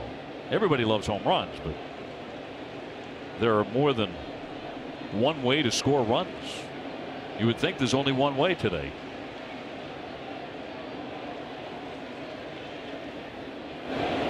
Two down, and that's over but low. That's interesting. When you watch the Red Sox play, if there's one out and a man at first base and you have either Vasquez or Leon up, those are the two guys that John Farrell likes to hit and run with. You look throughout the rest of the lineup, it's really not very prevalent, but those two guys he will definitely use to hit and run. He's done it many times this year. Fouled away by Mookie Betts, including possibly this inning when Jackie was off at first base and Leon hit the line drive up the middle. I'm not quite sure that was a hit and run, but it looked like it was because Bradley turned back to look to see where contact was. Usually the giveaway. Sox up 5-1 in the inning. Hanley Ramirez with a 2-run blast down the right field line for his 10th home run.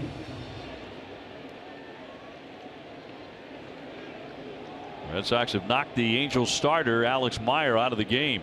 They got into the bullpen pretty early.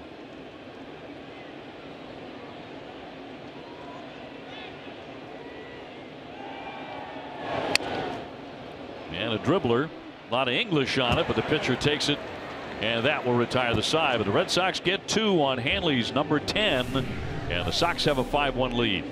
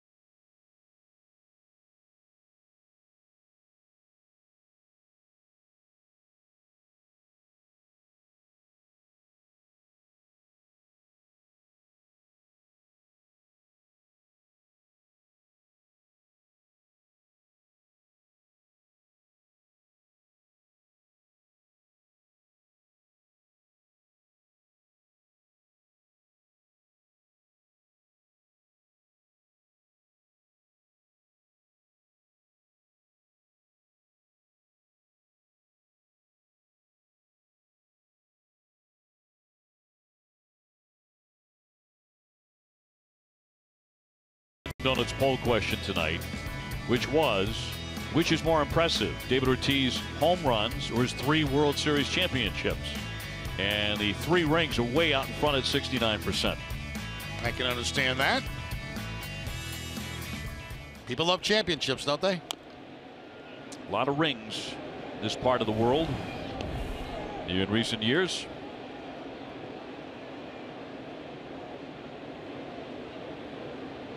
It was the 15-year-old on opening day who had the sign that said, I'm 15 years old. I've been to 10 parades. Unbelievable. Big cut and a miss by Maldonado. Is 0 for 1 with a strikeout. A two-seam fastball there by Porcello. A lot of action going down and in to Maldonado. Cliff Pennington on deck for the Angels.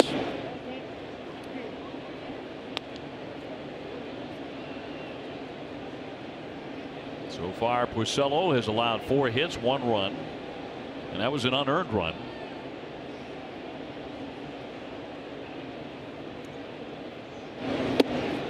That's in there for strike 3. So Maldonado will take a seat for the 2nd time on strikes. Once again, the two-seam fastball. This time he starts it outside part of the plate, comes back toward the middle. And just frozen is Maldonado. 2nd time he's going down. 1st time it was on a breaking ball. This time on the two-seamer. So that's 8 for Rick Porcello. His season high is 9. Did that against the Yankees back on April 26th. And a high fly twisting foul down the line by Pennington, who struck out his 1st time up.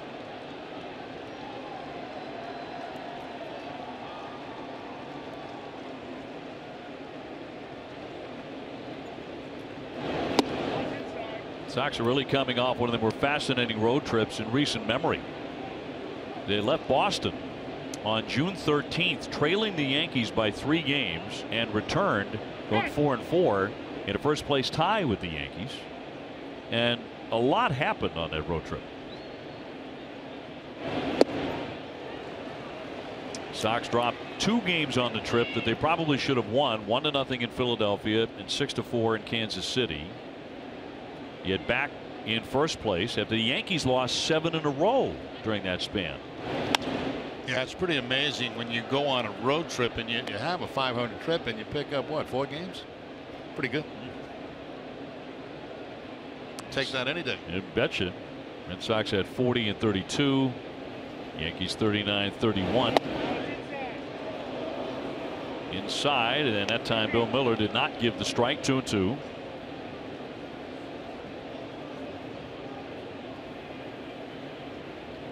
Red Sox back home for 7.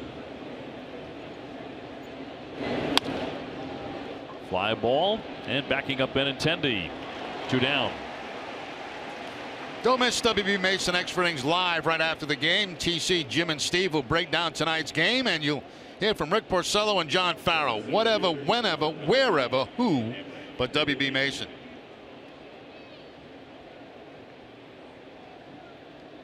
Here's Cameron Maybin now. He has flied out twice, 0 for 2 tonight. Porcello looking for a 1-2-3 inning. He had one in the 3rd.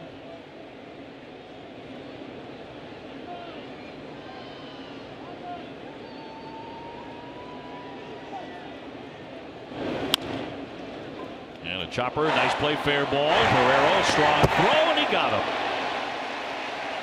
Showing some athleticism over there at third base, Devin Marrero.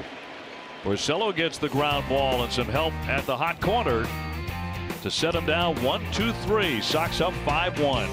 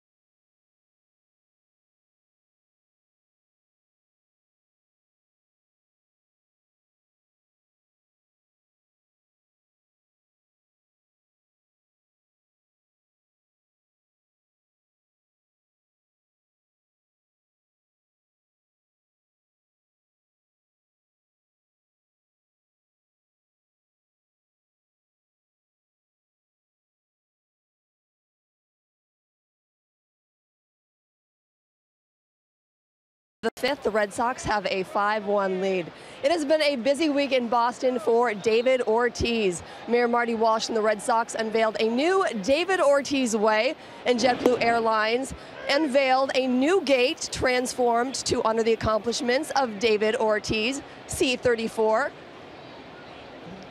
O.B. Jerry, Ortiz gave so much to the community, and this week the community gave back to David Ortiz. It's been going on for a long time, Garrett. Thank you very much. You're absolutely right as Pedroia hammers that one to third. Fair ball.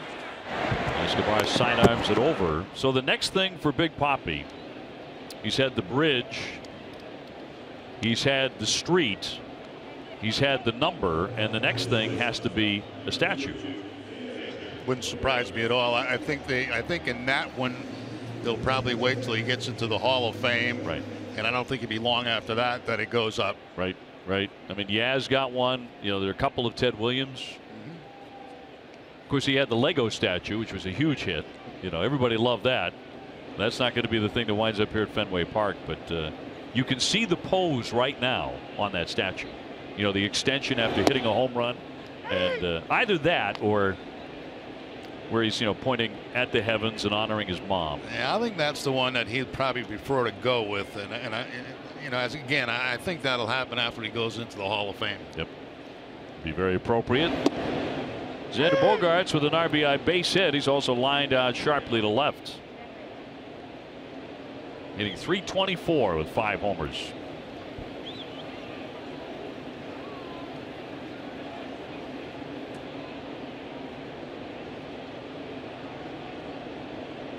And Paredes with an 0-2.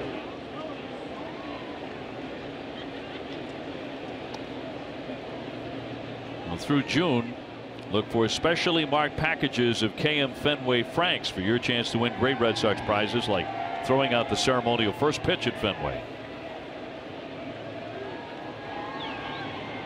Moreland on deck, one down, bases empty. And another base hit. It's a multi-hit game once again for Xander Bogaerts. That's like almost one-handed swing on a changeup that time by Bogaerts. I mean, his eye-hand coordination is off the charts.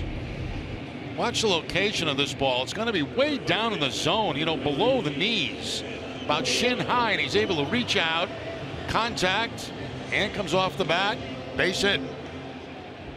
So 2 in the game, a double and a single for Xander. That'll bring a smile to Victor's face.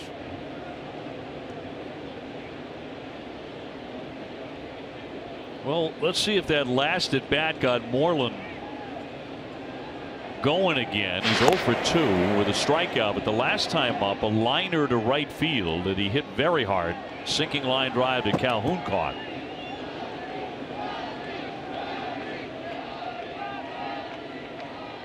Moreland trying to bust out of the 0 for 18 skid he's in.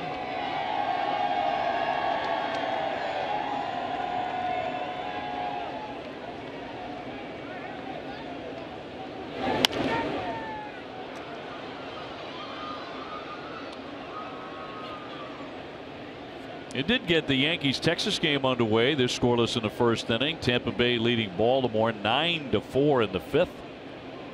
As Big Papi is working the crowd, signing those number 34s. David visited us early here tonight in the second inning. Snap toss to first and a dive back by Bogaerts. We asked David,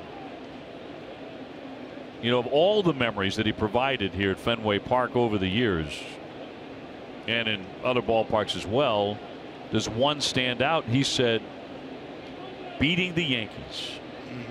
Just beating the Yankees and being part of that rivalry. Well, there was some heated games, you know, when those two guys were facing the Yankees. And to the second baseman Pennington, he'll zip it into second base, got the out there and broken up by Bogaerts. And he's out at second base. They're going to call both guys out. They are on the double play rule. So both men are out. That's a double play to retire the side. John Farrell is going to come out and argue it. But Xander Bogaerts breaking up the play at second base. Now let's see what Bogaerts does. First he goes into the slide. He's going to make some contact right there. And well, I don't know about that one. I mean, it's almost contact simultaneously when Simmons gets the ball.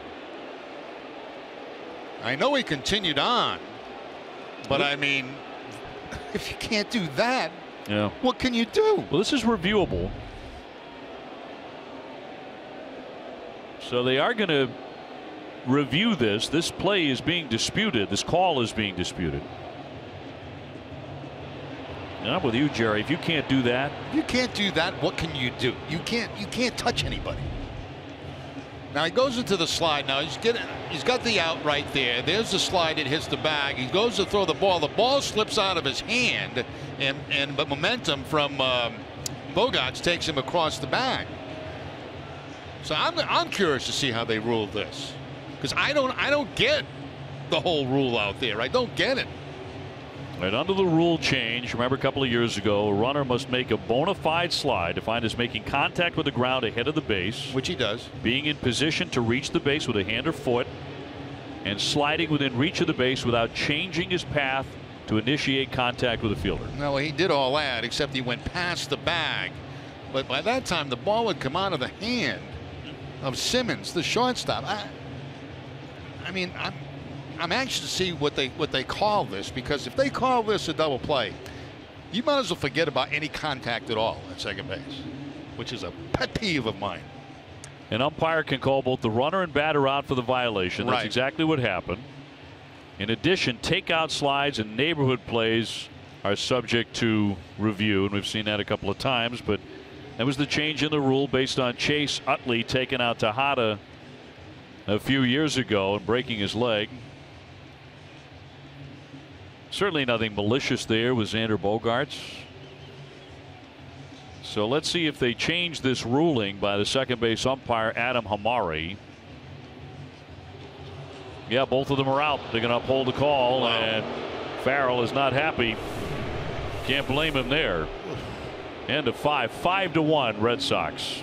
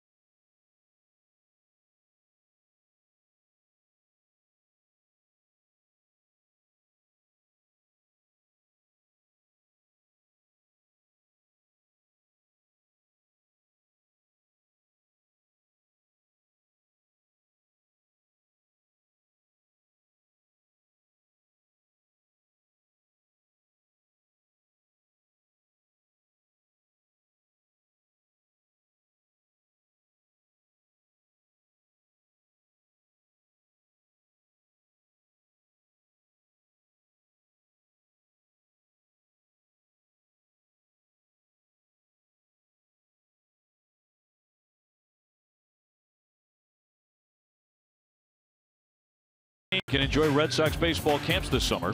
Campers receive 4 days of first-class baseball instruction and a lot more. Visit redsox.com/camps for more information. Honoring number 34, Big Papi tonight here at Fenway Park. Is number 34 retired, so no Red Sox player will ever wear that again. Red Sox with a 5-1 lead, so swinging the bats a bit in his honor. Calhoun, Pujols, and Escobar up against Rick Porcello. We got a kick out of David saying, yeah, there were a couple times he started packing for spring training. Yeah. Tiffany told him to shut it down. Yeah, it comes that time of year and you're so accustomed to, you know, your clock is ready. You're ready to go down. Stop playing ball. Popped up. A play for Leon. Plenty of room. Sandy makes the grab for out number 1. 1 gone in the 6th. Stay tuned for Red Sox Final presented by Plain Ridge Park Casino. TC, Jim, and Steve will break down the key moment in tonight's game, and they'll recap the pregame ceremony honoring David Ortiz. Everybody wants to see Big Papi tonight.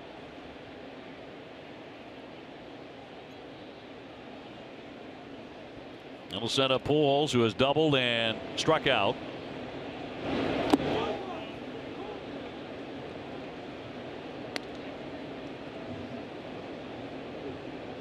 Albert connecting for his 600th career home run on June 3rd. He made number 600 a grand slam. Became the 9th member of the 600 home run club. 4th youngest to get there.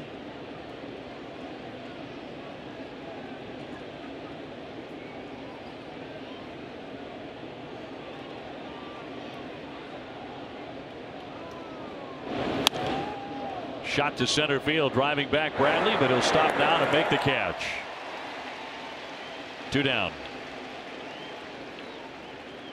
Saw Miguel Cabrera on that list. Pretty big gap between Cabrera and Albert Pujols. But did you see after the game in Kansas City the other day where Perez hit the grand slam against the Red Sox? He said it was a Miguel Cabrera bat that he hit it with, that was given to the backup catcher for Kansas City, Drew Butera, and he couldn't swing it because it was too heavy. So he gave one of them to Salvador Perez. That's what he used. Yeah, thank you for that. Yeah, thanks a lot, Mickey. In for a strikeout, Escobar. He struck out twice tonight. Sox ahead 5-1.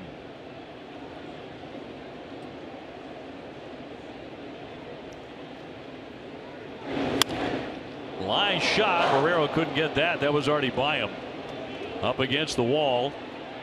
Escobar to second base and a double. So after striking out twice, he gets a little bit of revenge off Porcello here. I got a change up that time for Porcello and takes it right down that third base line hard. You can see that Barrero's playing in and just a crossover step and a dive, and you just can't get leather on it. Right down to the corner, and an easy double that time after striking out twice for Escobar.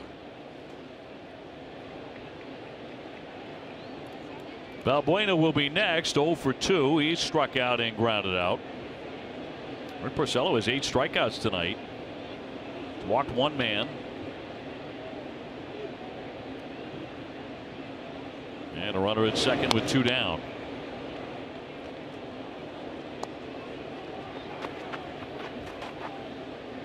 Valbuena recently has been driving in some runs, 6 RBIs in his last 3 games.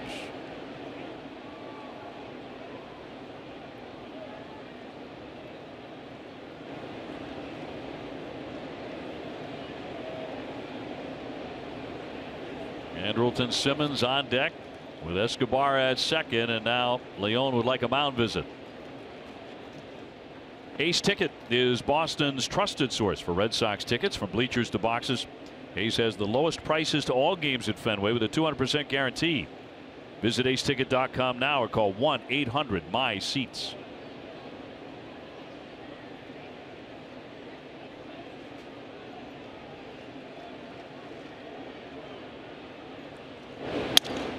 Broken bat, and it'll be caught by Pedroia to retire the side. Porcello doing good work pitching around the double. 5-1 Red Sox.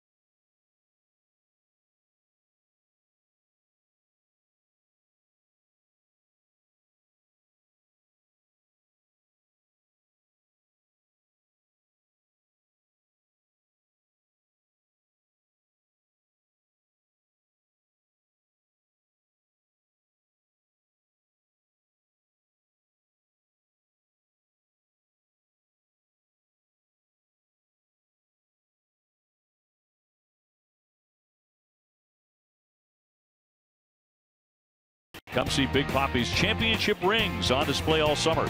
Lexus and the Lexus Strikes Out Hunger program. Bed Gear, the official performance betting partner of the Red Sox. And by Infinity, empower the drive. How about that? You go to the museum and take in Big Papi's rings on display. Got a few. Here's Benintendi, a double and a liner. It was caught by the center fielder. He's 1 for 2. Red Sox lead 5-1 in the 6th. Benintendi with another outfield assist tonight. He's been racking them up. Right now 6 of them. Looking to bunt, but takes a ball. Not a bad idea. You can get the shift on. Only Escobar over on the third base side. Tried to find some green grass down there, but not a buntable baseball.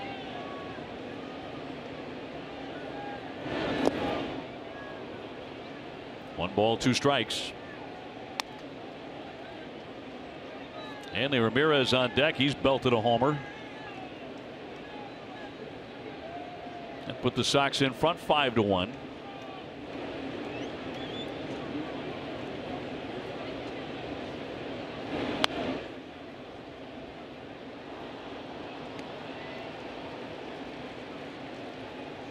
Tampa Bay opening up an 11-4 lead on Baltimore in the 5th inning. The Oriole pitching staff has caved in. They now have the worst ERA in the American League. 2-2.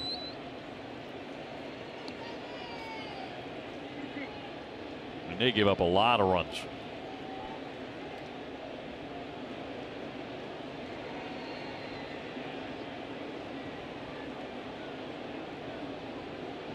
Two to Benintendi.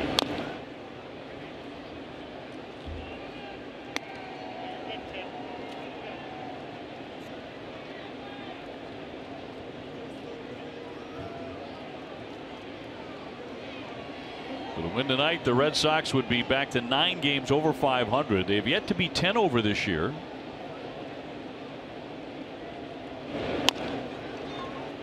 Infield right side, Pennington with a pick.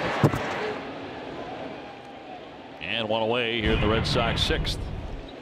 Back in the 4th inning, Hanley going to right field. See, dip his head a little bit, make sure that ball gets around the pole, and it does.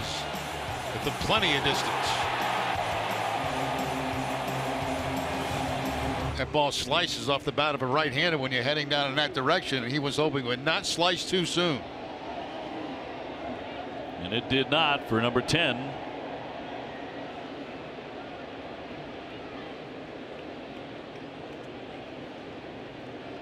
Last year when that weather started to warm up as it is now, Hanley became an absolute terror with the bat. Huge part of the Red Sox success last year, along with his very good friend David Ortiz, on the way to 30 homers, 111 RBIs. Right side again, Valbuena will feed the pitcher. 2 down. Jackie Bradley next. Sunday, a special hometown episode of NESN Clubhouse. Christian Vasquez talks about growing up in Puerto Rico. Plus, we look back at David Ortiz's return to his adopted hometown here in Boston. Catch it all. An all-new NESN Clubhouse Sunday at noon, presented by Delta Dental of Massachusetts.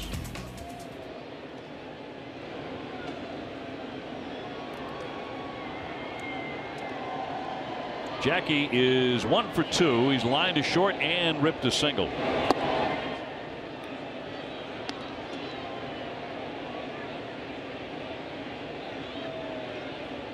Been a very good thing for the Red Sox when they lead after 6 innings this year. They're 27-3.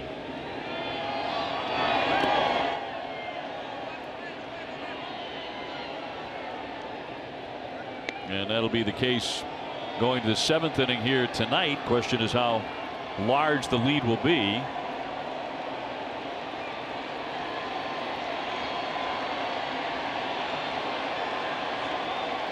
And the 2-0 from Paredes. That's a strike. There's a lot of talk the other day in the late stages of the game. in Kansas City about why Craig Kimbrell was not warming up at that time. I got to be honest with you.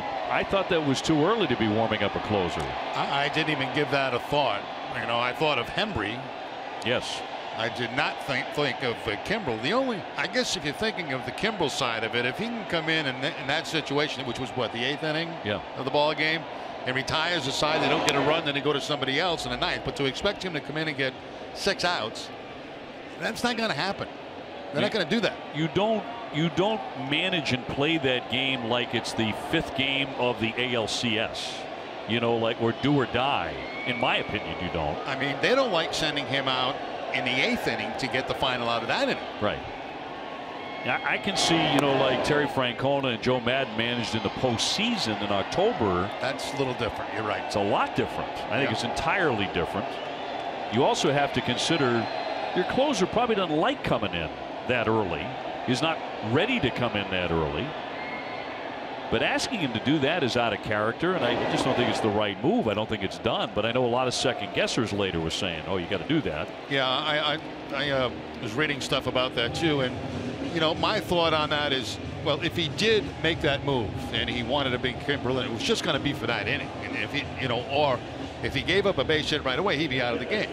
It was just going to be for that 8th inning. So he wasn't going to go out there for 6 outs. Right. In that situation, there's no way. I think the greater question that you and I had was, why wasn't a right-hander facing Salvador Perez? Right. You know, hadn't warmed anybody up. There was no, you know, Hembry in that case would have been the guy, and that never happened. Robbie Scott faced him, and he had some issues with command. Obviously, walked a man after Barnes had walked 2.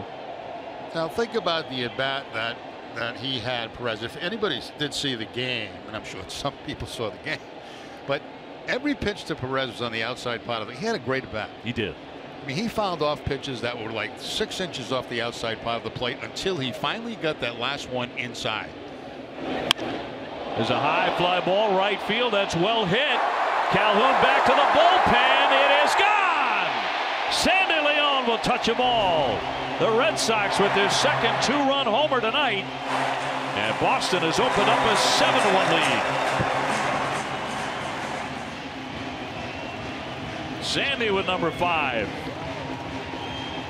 Alley's had a good night. A base hit last time with Bradley running, and now this time picks up home run number 5, as Dave mentioned. Gets the fastball, and that ball's right down the middle of the plate, and Leon takes it out toward the Red Sox bullpen.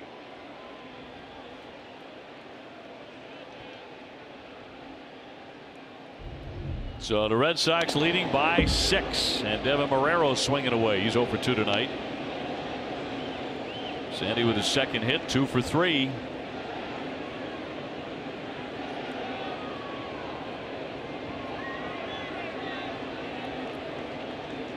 See if Big Papi wants to hang around for a while. The Red Sox have scored some runs and doing it with the long ball too, with David in the house.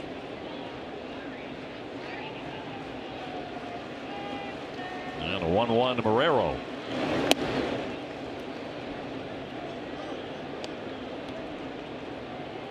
Andy Ramirez with a blast in the 4th inning. Sandy Leon here in the 6th inning.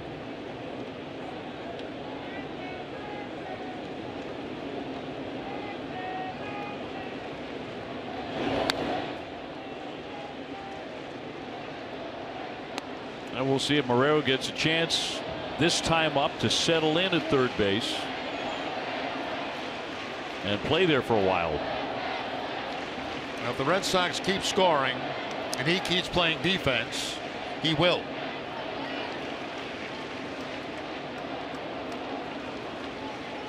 And Paredes with a 2-2. All filled up. Mookie Betts would bat next if given the chance. Sox with 3 runs in the 1st, 2 in the 4th, 2 more here in the 6th.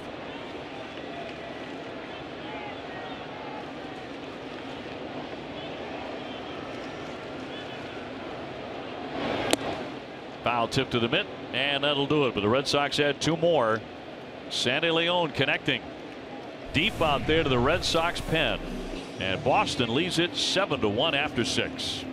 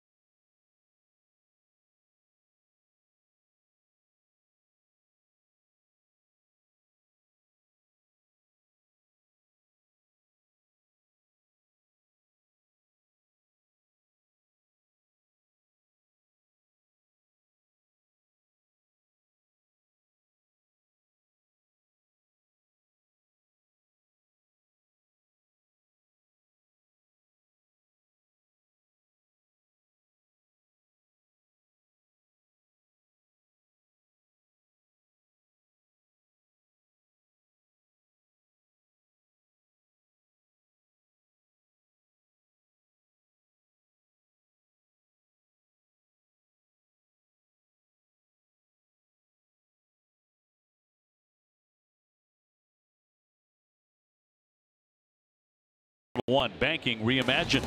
Now Porcello back on his game tonight, especially with strikeouts. A two-seamer right there, and then a two-seamer down and away. Elevates with the fastball last time to get a strikeout. Same thing here. 8 strikeouts for the right-hander. Simmons swinging at the first pitch, pops it up a mile in the air, but short, and Marrero in foul ground makes the catch. So Simmons, who had singled his first 2 times up, is a fast out here in the 7th. So far tonight, shades of Rick Porcello 2016. Yeah, this has been the best outing for Porcello in quite some time, and he's had control of all of his pitches. He hasn't had to throw his curveball very much tonight. His two-seam fastball's been very good. His four-seamer that he elevates has been very good, and he's had the corners working for him tonight. Face Ben Revere, the only man he's walked. Also gotten him out on a liner to short.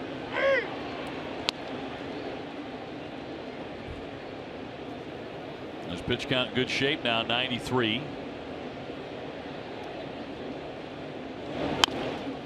Ground ball third base, and that's going to be a fair ball. It gets by Marrero and skips down the line past Benintendi.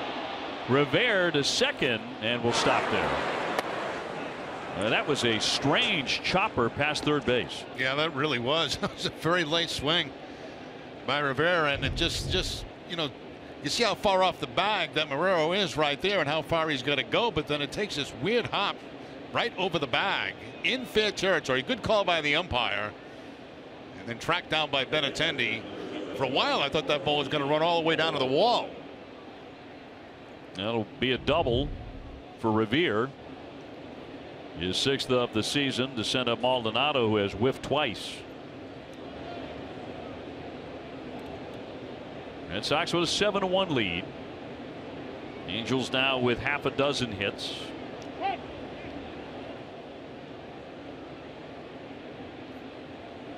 Maldonado's had a solid year, hitting .259, 7 home runs, done a good job behind the plate. And that is no easy task for Mike Scioscia. He's a very demanding manager of catchers because he was a very good one himself.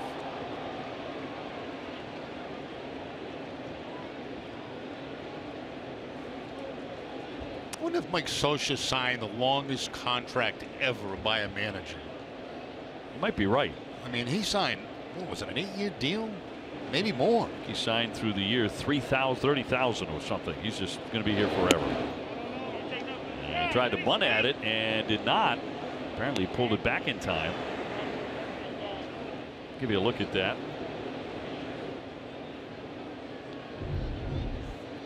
Trying to drop one down a third baseline, but not on that pitch. You're not going to do that. He is only signed through 2018, but he was signed as the manager in 1999. Yeah. Somewhere along the line from 99 on, I thought they gave him something like a 10-year contract. Yeah. That is, you know, getting close to the end of that now, but incredibly long contract to give any manager, and most managers would love to be in that position. Well, he's won a lot of games, and of course he's won a World Series as a manager. Played in a couple with the Dodgers.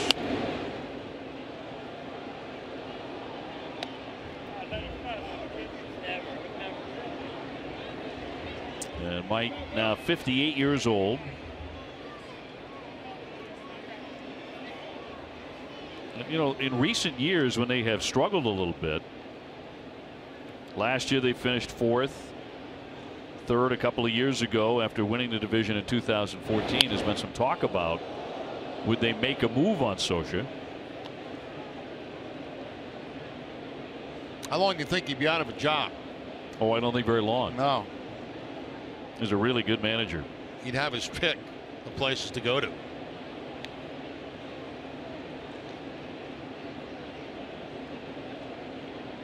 Gary DiSarcina was on his staff, now of course on the Sox staff.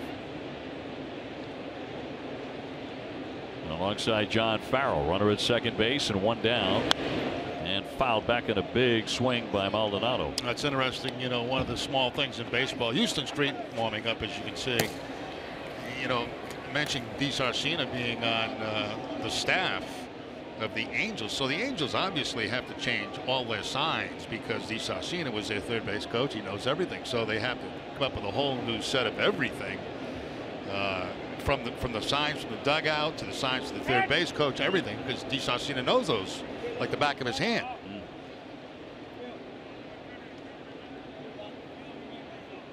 Leon out to talk over this 2-2 and a runner at second base.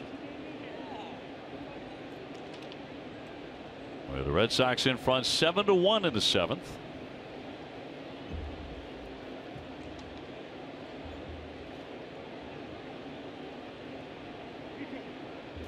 And Hembree is up in the bullpen for the Red Sox.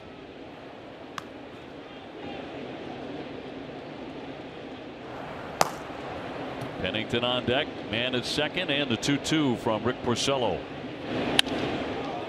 To center, deep. Bradley back all the way to the wall, leaping, can't get it.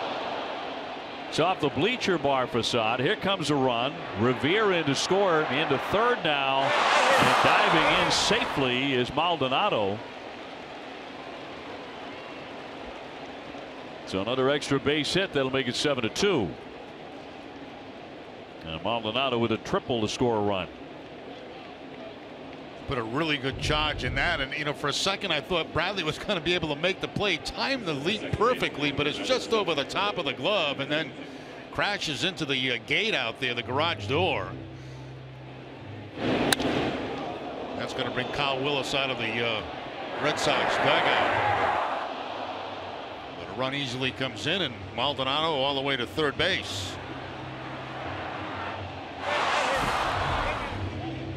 So it's been a while since Maldonado ripped a triple, April 29 of 2013. And drives in Revere. And Hembree will be throwing with a little more urgency. Porcello has not gone 7 full innings in quite a while. Got to go back to the 6th of May. He's done it twice so far this season. Here's Pennington. He struck out and flied out.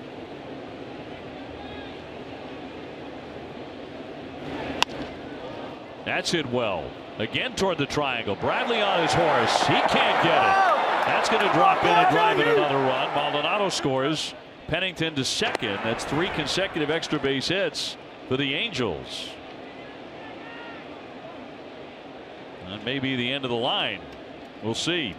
This one in a little different spot out there toward the 420. And that's going to bring out John Farrell as Porcello will leave the ball game. And we will take the break as well. Porcello getting some run support tonight. He's in line for the victory. And getting a nice hand as he leaves the hill tonight at Fenway. 6 1/3, 8 hits, 2 earned runs out of the 3 that were scored and 8 strikeouts. And we'll have more in just a moment.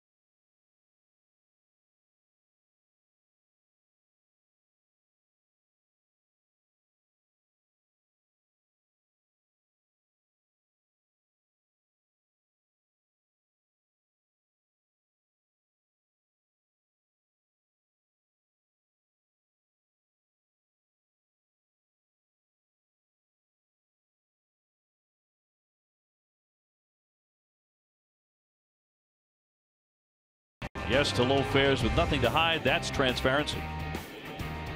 Sox on top 7-3. One down in the inning. A couple of runs in.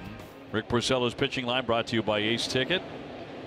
And 102 pitches out of the contest now. 6 1/3, 8 hits, 3 runs, 2 earned. Gives way to Heath Hembree.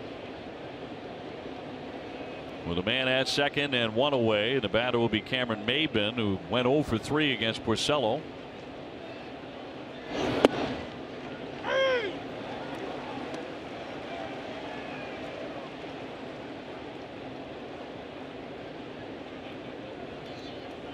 Red Sox have won each of their last 9 games when scoring at least 5 runs, and 26 of their last 28. So the 5 or more has been doing the job in a big way. So far 7 tonight.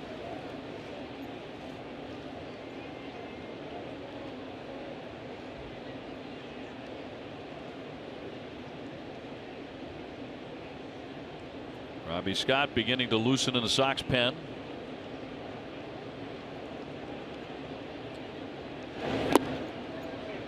Two and 1 on Maybin.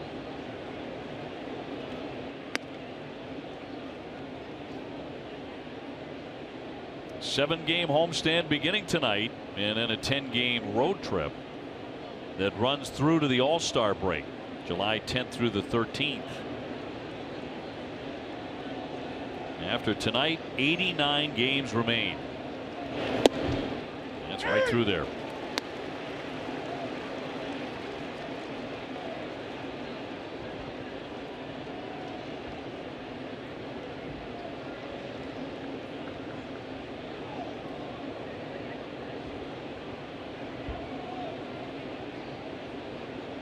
And Hembree with a 2-2 to Maybin. Pedroia with the stop. The runner will advance. Pennington into third. 2 down. Tonight on an all-new Charlie Moore Outdoors, Charlie fishes in his own neighborhood because the budget is very tight. He makes an authentic Greek octopus dish. That's a tough one.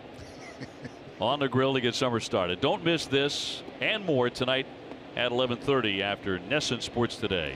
Charlie didn't feel like traveling, right? He just go right to the backyard, do a little fishing. Get in the golf cart. Charlie's got a big backyard. Oh, I bet he does. Loaded with fish. Calhoun with a looping liner, charging up Benintendi. He can't get it on the dive. It's past him. Another run is in. Calhoun trots into second base. That's the 3rd run in the inning, and all of a sudden the Angels are closing the gap here to make it 7-4. Yeah, by far the biggest inning for the Angels in this ball game tonight. A sinking line drive out toward Benintendi. He dives. He thinks he can get it, but no, right over the glove. It looked like, and it has to chase it down back toward the wall.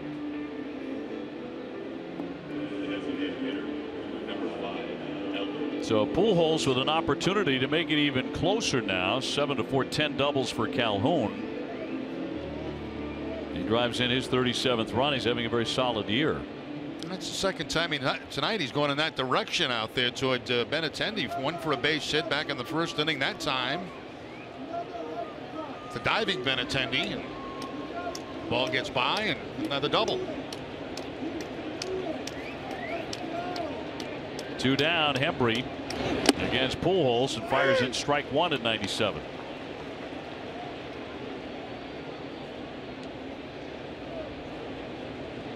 The Angels have actually out-hit the Red Sox tonight 9-7, but the Sox have a 3-run lead.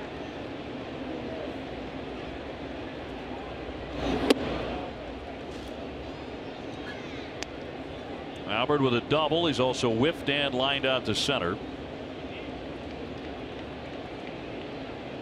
Continuing his march to Cooperstown.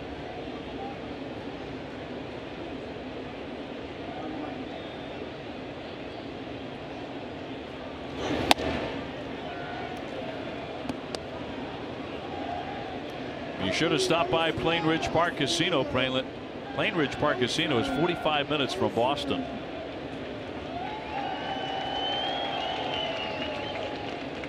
Red Sox with a 7-4 advantage here in the 7th inning. And a 2-1 from the righty. That one torched down the line into the corner, but a foul ball.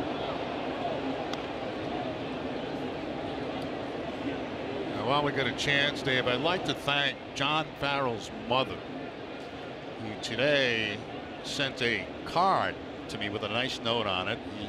He delivered it to me.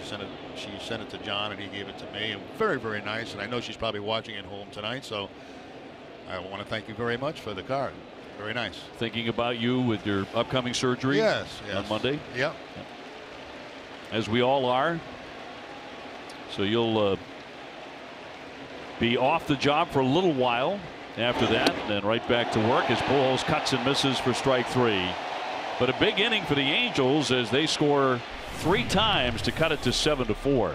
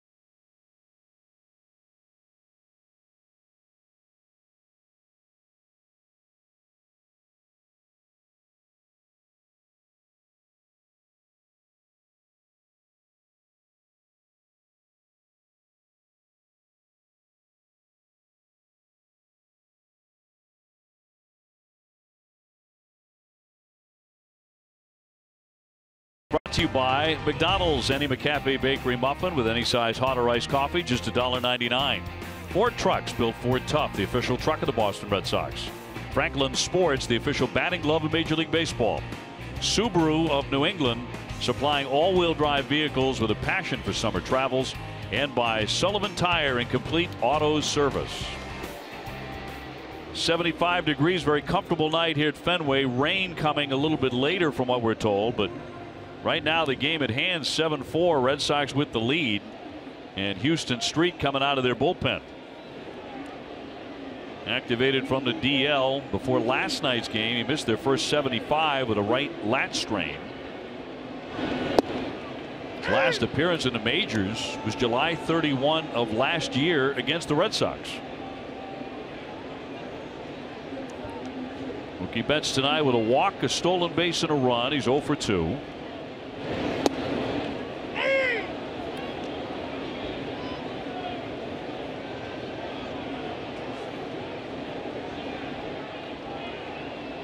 Dustin Pedroia next, and then Xander Bogaerts. We're in the 7th. Fly into left field, charging in Revere to make the play. So one man gone. Time for a game break. Brought to you by Jordan's, the furniture store of the Red Sox. Here's TC.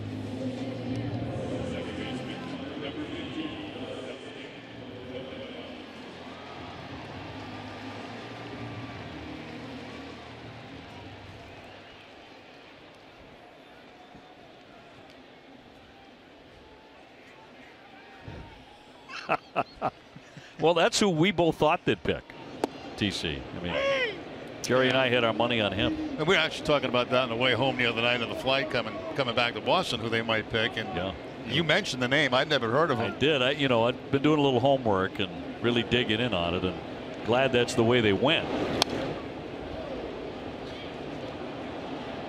I think I won a bet on that. Dustin Pedroia with a walk, a run. He's also grounded a short and a third.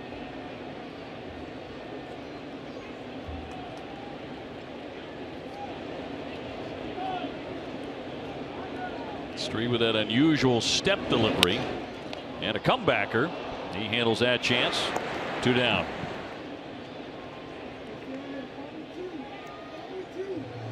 Summer is here. Get your patio ready for entertaining by visiting Jordan's Furniture to shop their large collection of quality outdoor furniture.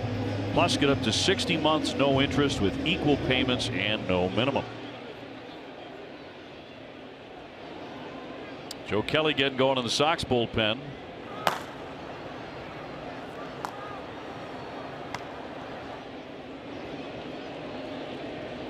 So it'll be Joe Kelly in the 8th inning.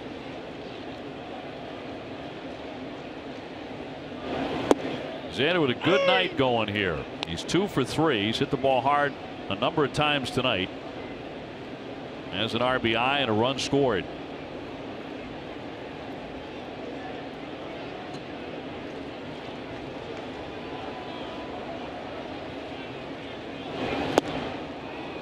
Nobody's had a bigger night than Big Papi, though. David Ortiz with his number retired on the right field facade.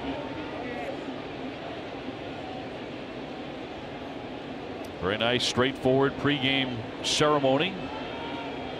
David's family all here, and tribute paid to his late mother, of course. His father was on hand. That was a very touching moment. Great to see Yaz again.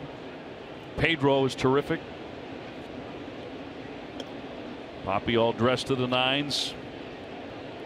And that was the best thing that happened, I thought, in the entire ceremony, other than, of course, David's number going up there and being unveiled. A great moment with Dustin Pedroia, which brought David to tears. Yeah, the whole ceremony was very well done, and classy speech by David. He saved his final remarks for the fans and how much they meant to him over the years. And it's going to be in there for strike 3. Xander didn't think so. He thought it was off the plate, but the Red Sox go 1-2-3. We head off to the 8th, 7-4 Boston.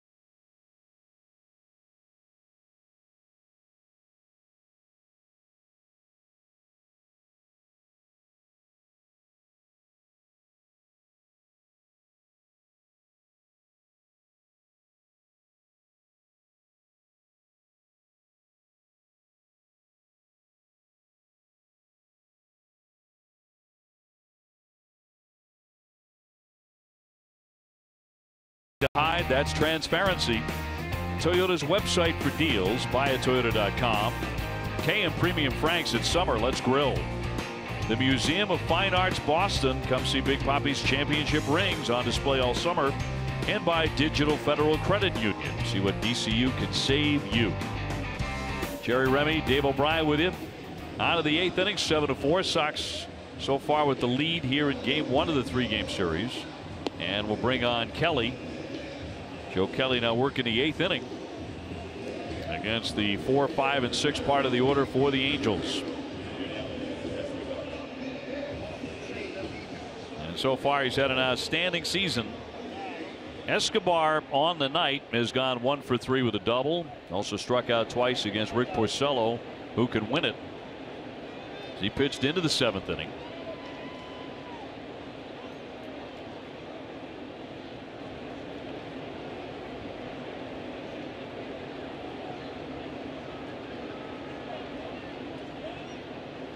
And the Red Sox tonight with a pair of home runs. Hanley Ramirez and Sandy Leon each with 2-run shots.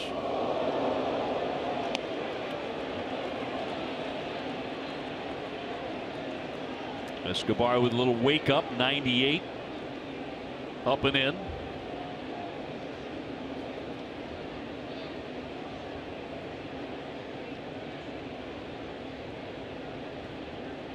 And Kelly with a 1-0.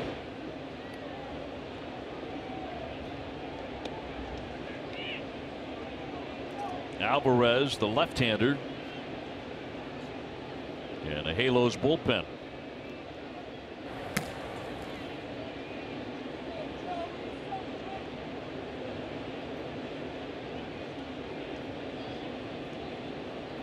And the 2-0.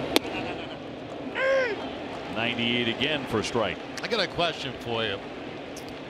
You'll never get it. You don't think so? I don't think so. What's different about this ballpark tonight? Different about the ballpark tonight? Yeah, other than David Ortiz now. Oh, now you got me thinking. Inside the ballpark. Inside the ballpark.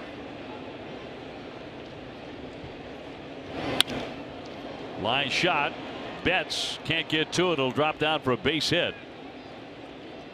Second hit tonight for Escobar. Let me think about that now. It's a major thing. You know, it's so big that, you know, I mean, you would think everybody would notice. So it really should pop right out at you? It popped right out at me early in the ball game.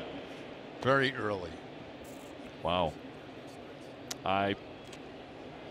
What is it? Take a wild guess? Well, no, it's embarrassing that I would notice this. I mean, no, it's not. It's not, because I guarantee I'm the only one that's really probably noticed it. Well, let's do this. Let's let folks at home think about this too. Okay. Yeah. Let's give everybody a shot at this. We'll give you a shot of the ballpark. It's not the 34 on the. It's not that. It has nothing to do with that at all. But there's something very, very different about the ballpark tonight. Wow.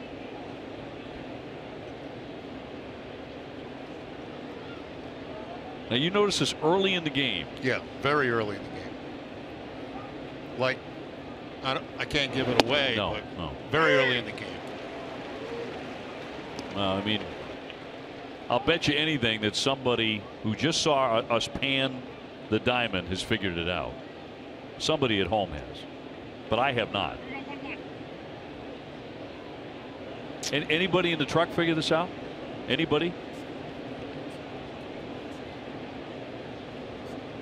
No, you're wrong. The truck's wrong. They're guessing away down there as that one is high. This is something that only I would think about. You got to think like me. Okay, you got to be like off the wall to really notice something like this. And you notice stuff like this all the time. I know you do, but at Fenway, I'm looking around the ballpark like, what's different? Mm-hmm. And it has nothing to do with the Ortiz ceremony. Nothing. Nothing. Absolutely zero. Okay. As a matter of fact, I picked it up on the first pitch of the game. Now there's a hint.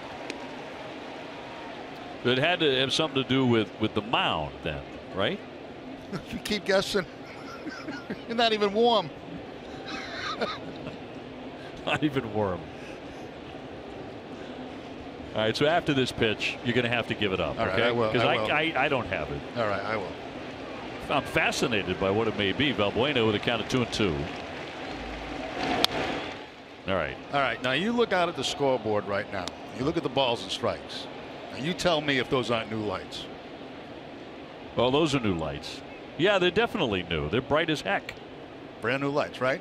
Yes. Different from the last time we were here. They have to be. I looked out there the first pitch of the game. I saw the light and I went, "That's brighter than we've had them." Yeah. And I think the ball too lighter blue than they used to be. It's a sharper. It's a more.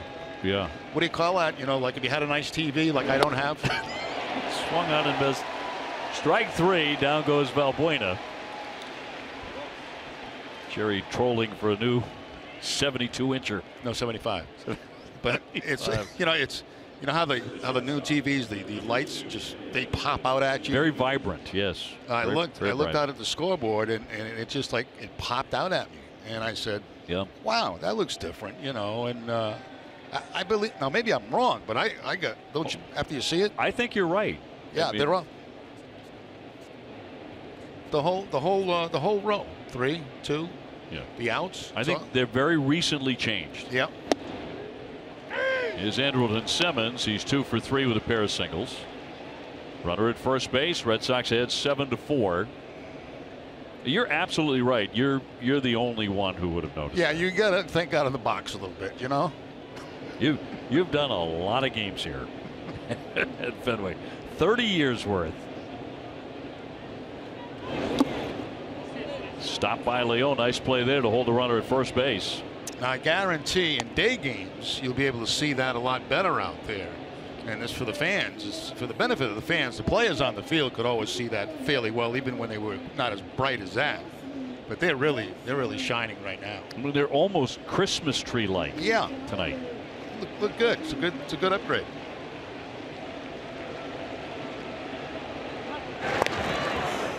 Escobar with a dive back. Come the bottom of this 8th inning, the Sox will have duo Moreland, Benintendi, and Hanley Ramirez, who's belted a home run.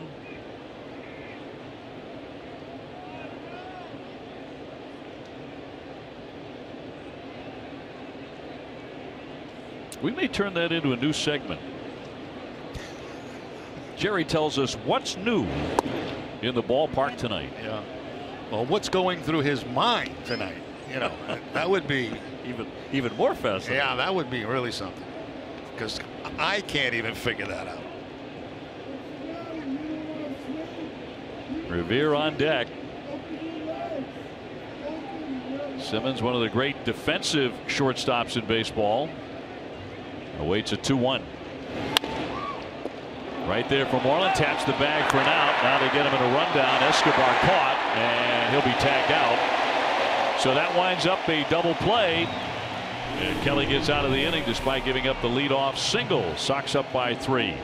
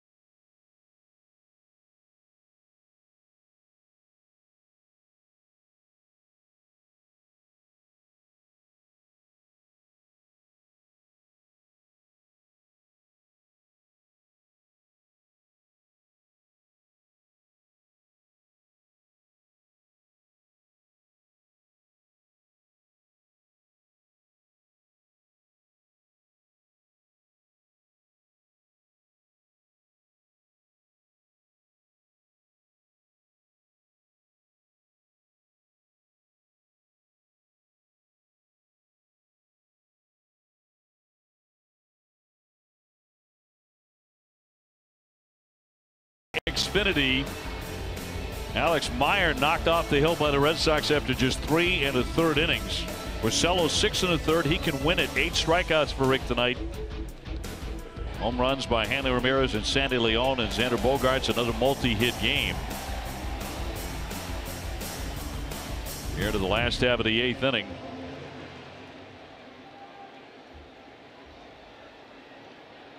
That was David Ortiz, David Ortiz, David Ortiz. Someone was screaming that when he hit. Yeah, somebody's sitting right to my left. Yeah. Talk about losing your mind. That was something. We had a lot of those moments with Big Papi. Mitch Moreland will line this one into left field for a base hit. So he snaps that 0 for 19 by going to the opposite field. Now that's all he needed, right? To have a left-hander come in there and take the ball to the opposite field for the base hit. He's hit the ball hard a couple of times tonight. One time to right field. That ball's on the outside part of the plate. He just goes with it and picks up the base hit to snap that streak. So on to lead off the last half of the 8th inning and send up Benintendi, who has lined out, doubled, and grounded out, 1 for 3. Red Sox trying to pin down the first victory of this homestand, which is a 7-game homestand.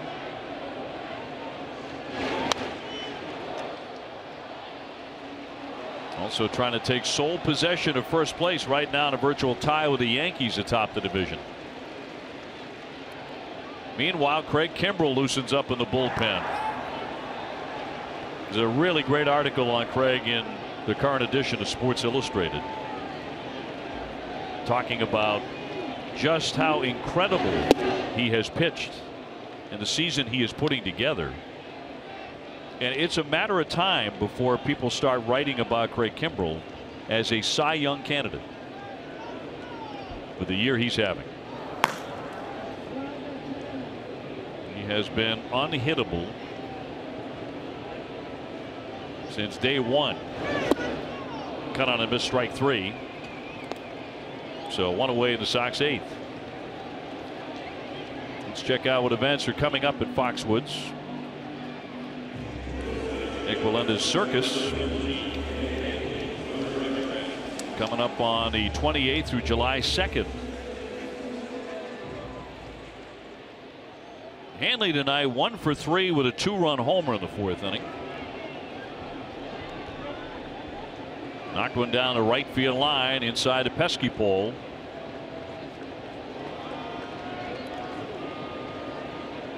He's got Moreland on at first with 1 away.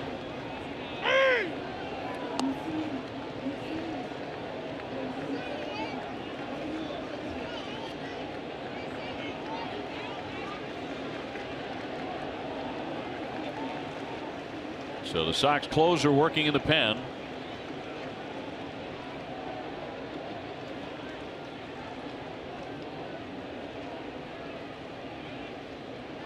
And Alvarez with the 0-1, and he lets it go for ball.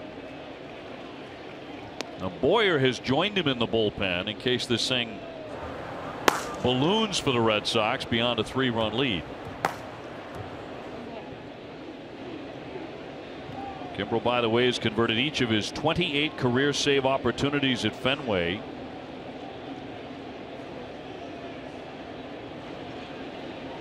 He's the co-leader in the American League in saves.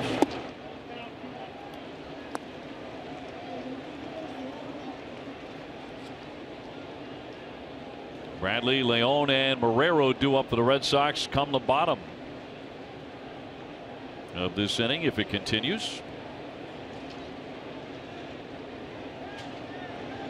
Jackie on deck. And the 2-1. In for a strike.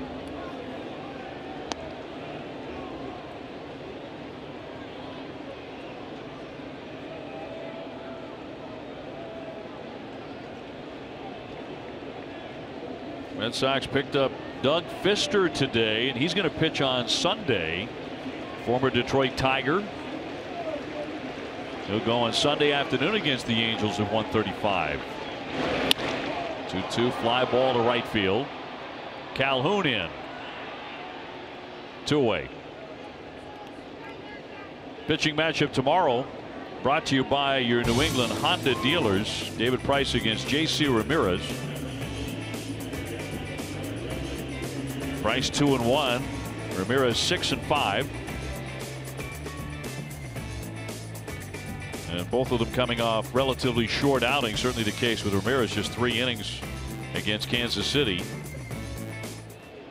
David Price did get that win on Sunday. The Red Sox took 2 out of 3 in Houston.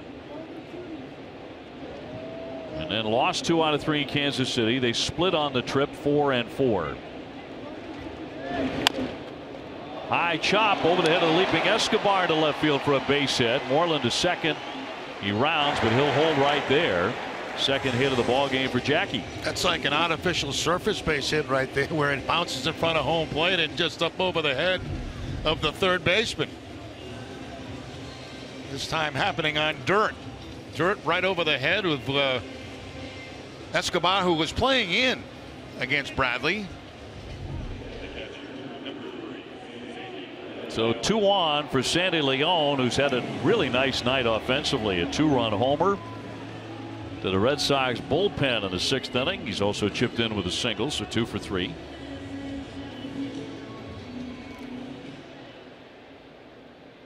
And we'll see if we do indeed get Craig Kimbrel tonight. This at bat could determine that. 2 down and 2 on.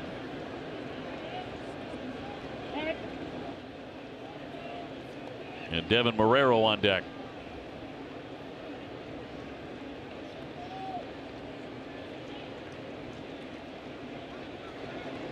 Leading after 8 innings, the Red Sox have not lost a game this year. They're 34-0.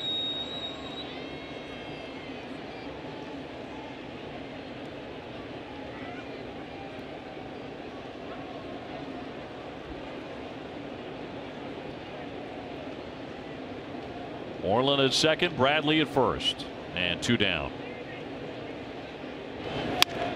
Hot shot, fair, past the diving Escobar. Moreland easily in to score. Jackie Bradley is going to be waved in. Here's the throw home. The tag, he's safe. Down to third, Leon, the throw, and won't get him either.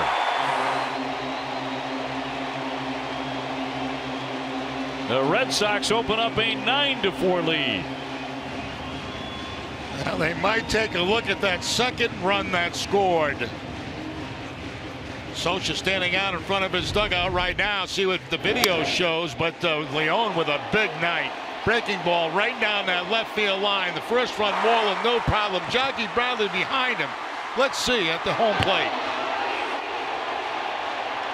Maldonado thought right away that he got him. I don't know. We'll get a good angle here.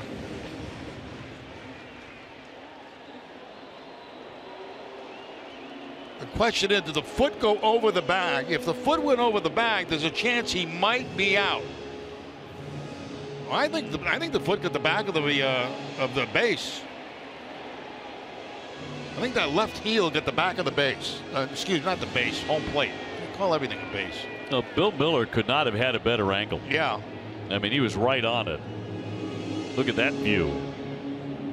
Now watch his left heel right here, right there. I think it's got the plate, the back of the plate.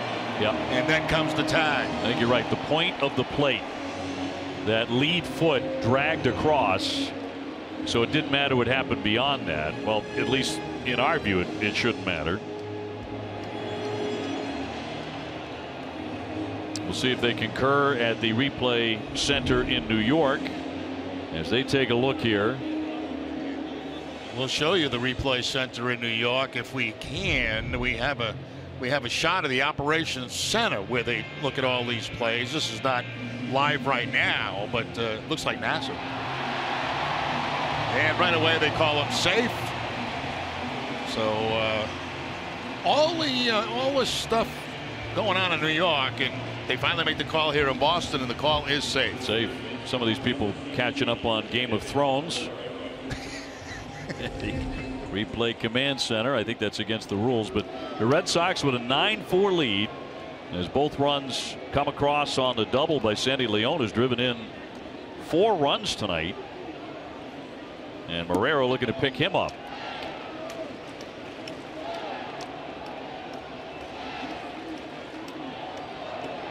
So it's going to be Boyer by himself because Craig Kimbrell has taken a seat. No longer a save opportunity for his situation. As the Red Sox have opened it up again, 9-4. Sox with a lot of big hits tonight, and a couple of them by that man, Sandy Leon. Guerrero looking for his first. He's 0 for 3.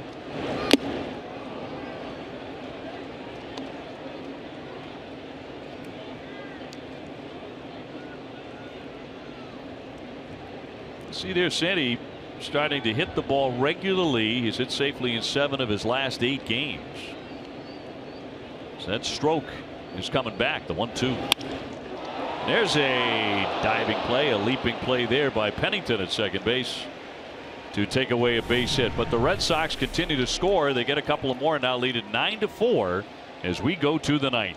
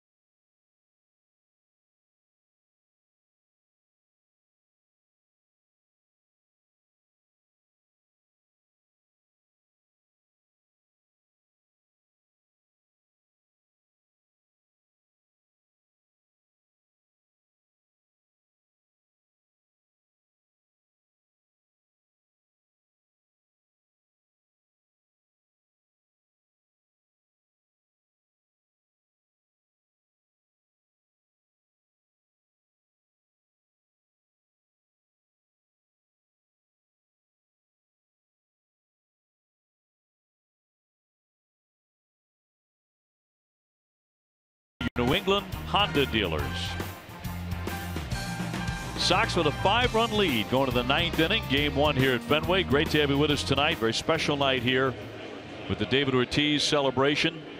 Big Papi's number 34 retired for all time here at Fenway Park. He was a guest on our broadcast early on and is a guest anytime he wants to be. Number 34 everywhere you look tonight on the field. And great memories of his incredible career. Ben Revere will lead it off. Boyer coming out of the bullpen. Blaine Boyer, the right-hander, got the loss Monday night in Kansas City.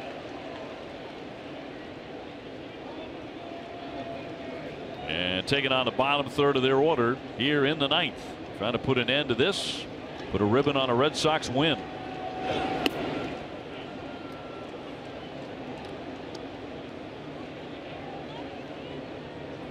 It's an evening that could end with the Red Sox in sole possession of first place. Depends on how this one finishes up, obviously, and if the Yankees lose, they're 0-0 in the 5th inning with Texas, a game that was rain delayed.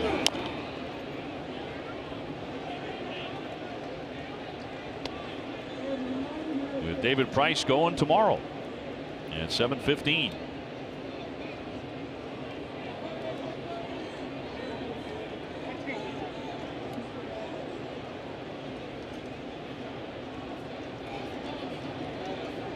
Red Sox bullpen had issues the other day in Kansas City, no question about that, but is second in the majors in ERA. 2.94, trailing only the Cleveland Indians.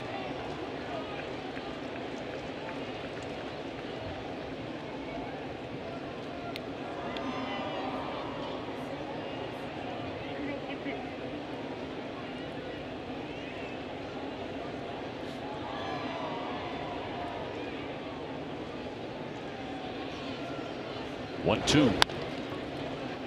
Charging in Bogaerts, flips it on the run, going to be close, and got him. Just nipped him at first base.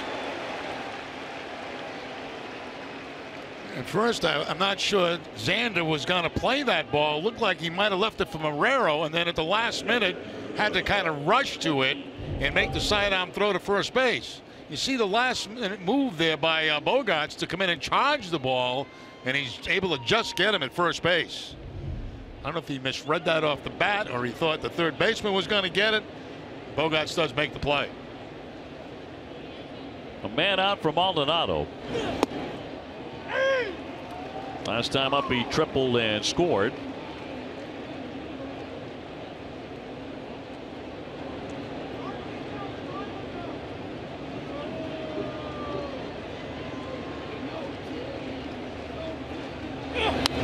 One got a piece of that. 2 strikes on him. Tomorrow morning, an all-new dining playbook. Billy and Jenny take you to the Beacon Hill Hotel and Bistro, where they try crispy potatoes and caviar. Plus, Jenny participates in a glove-up boxing contest. Catch that and more tomorrow morning on an all-new dining playbook driven by New England Chevy dealers. You like caviar? I'm not a big fan, to be honest with you. I've never tried it, and you know, I look at it, I have no desire to try it. I don't know what it is. I did once, just to say, you know, I tried it, and not for me. You know, I like, you know, a lot of other stuff that maybe other people would need, but not that. Really expensive, man. I mean, caviar? Oh, it's ridiculously expensive. 1-2 the count. I hear Guerin loves caviar. Is that true, Guerin? Yes, actually it is, Jerry. Yeah.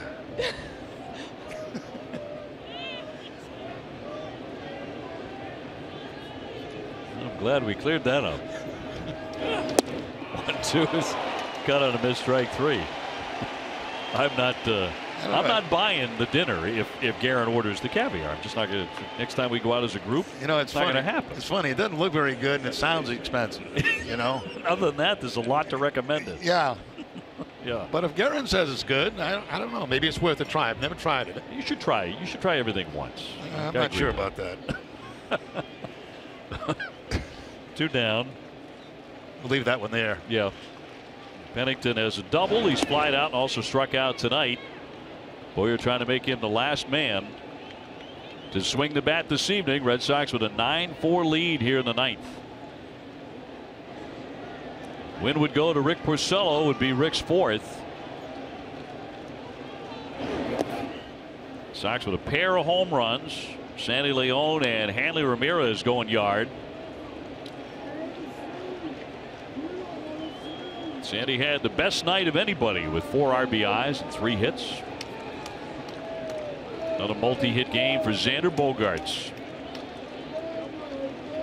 Each side with 10 hits. Broken bat pop-up. Bogaerts on the back pedal, and that'll do it. The Red Sox win this one 9-4 tonight. Very nice way of getting this home stand started. 9 runs on 10 hits. So the Red Sox put that awful loss in Kansas City quickly in the rearview mirror, and TC have a chance to be in first place all by themselves at the end of the night.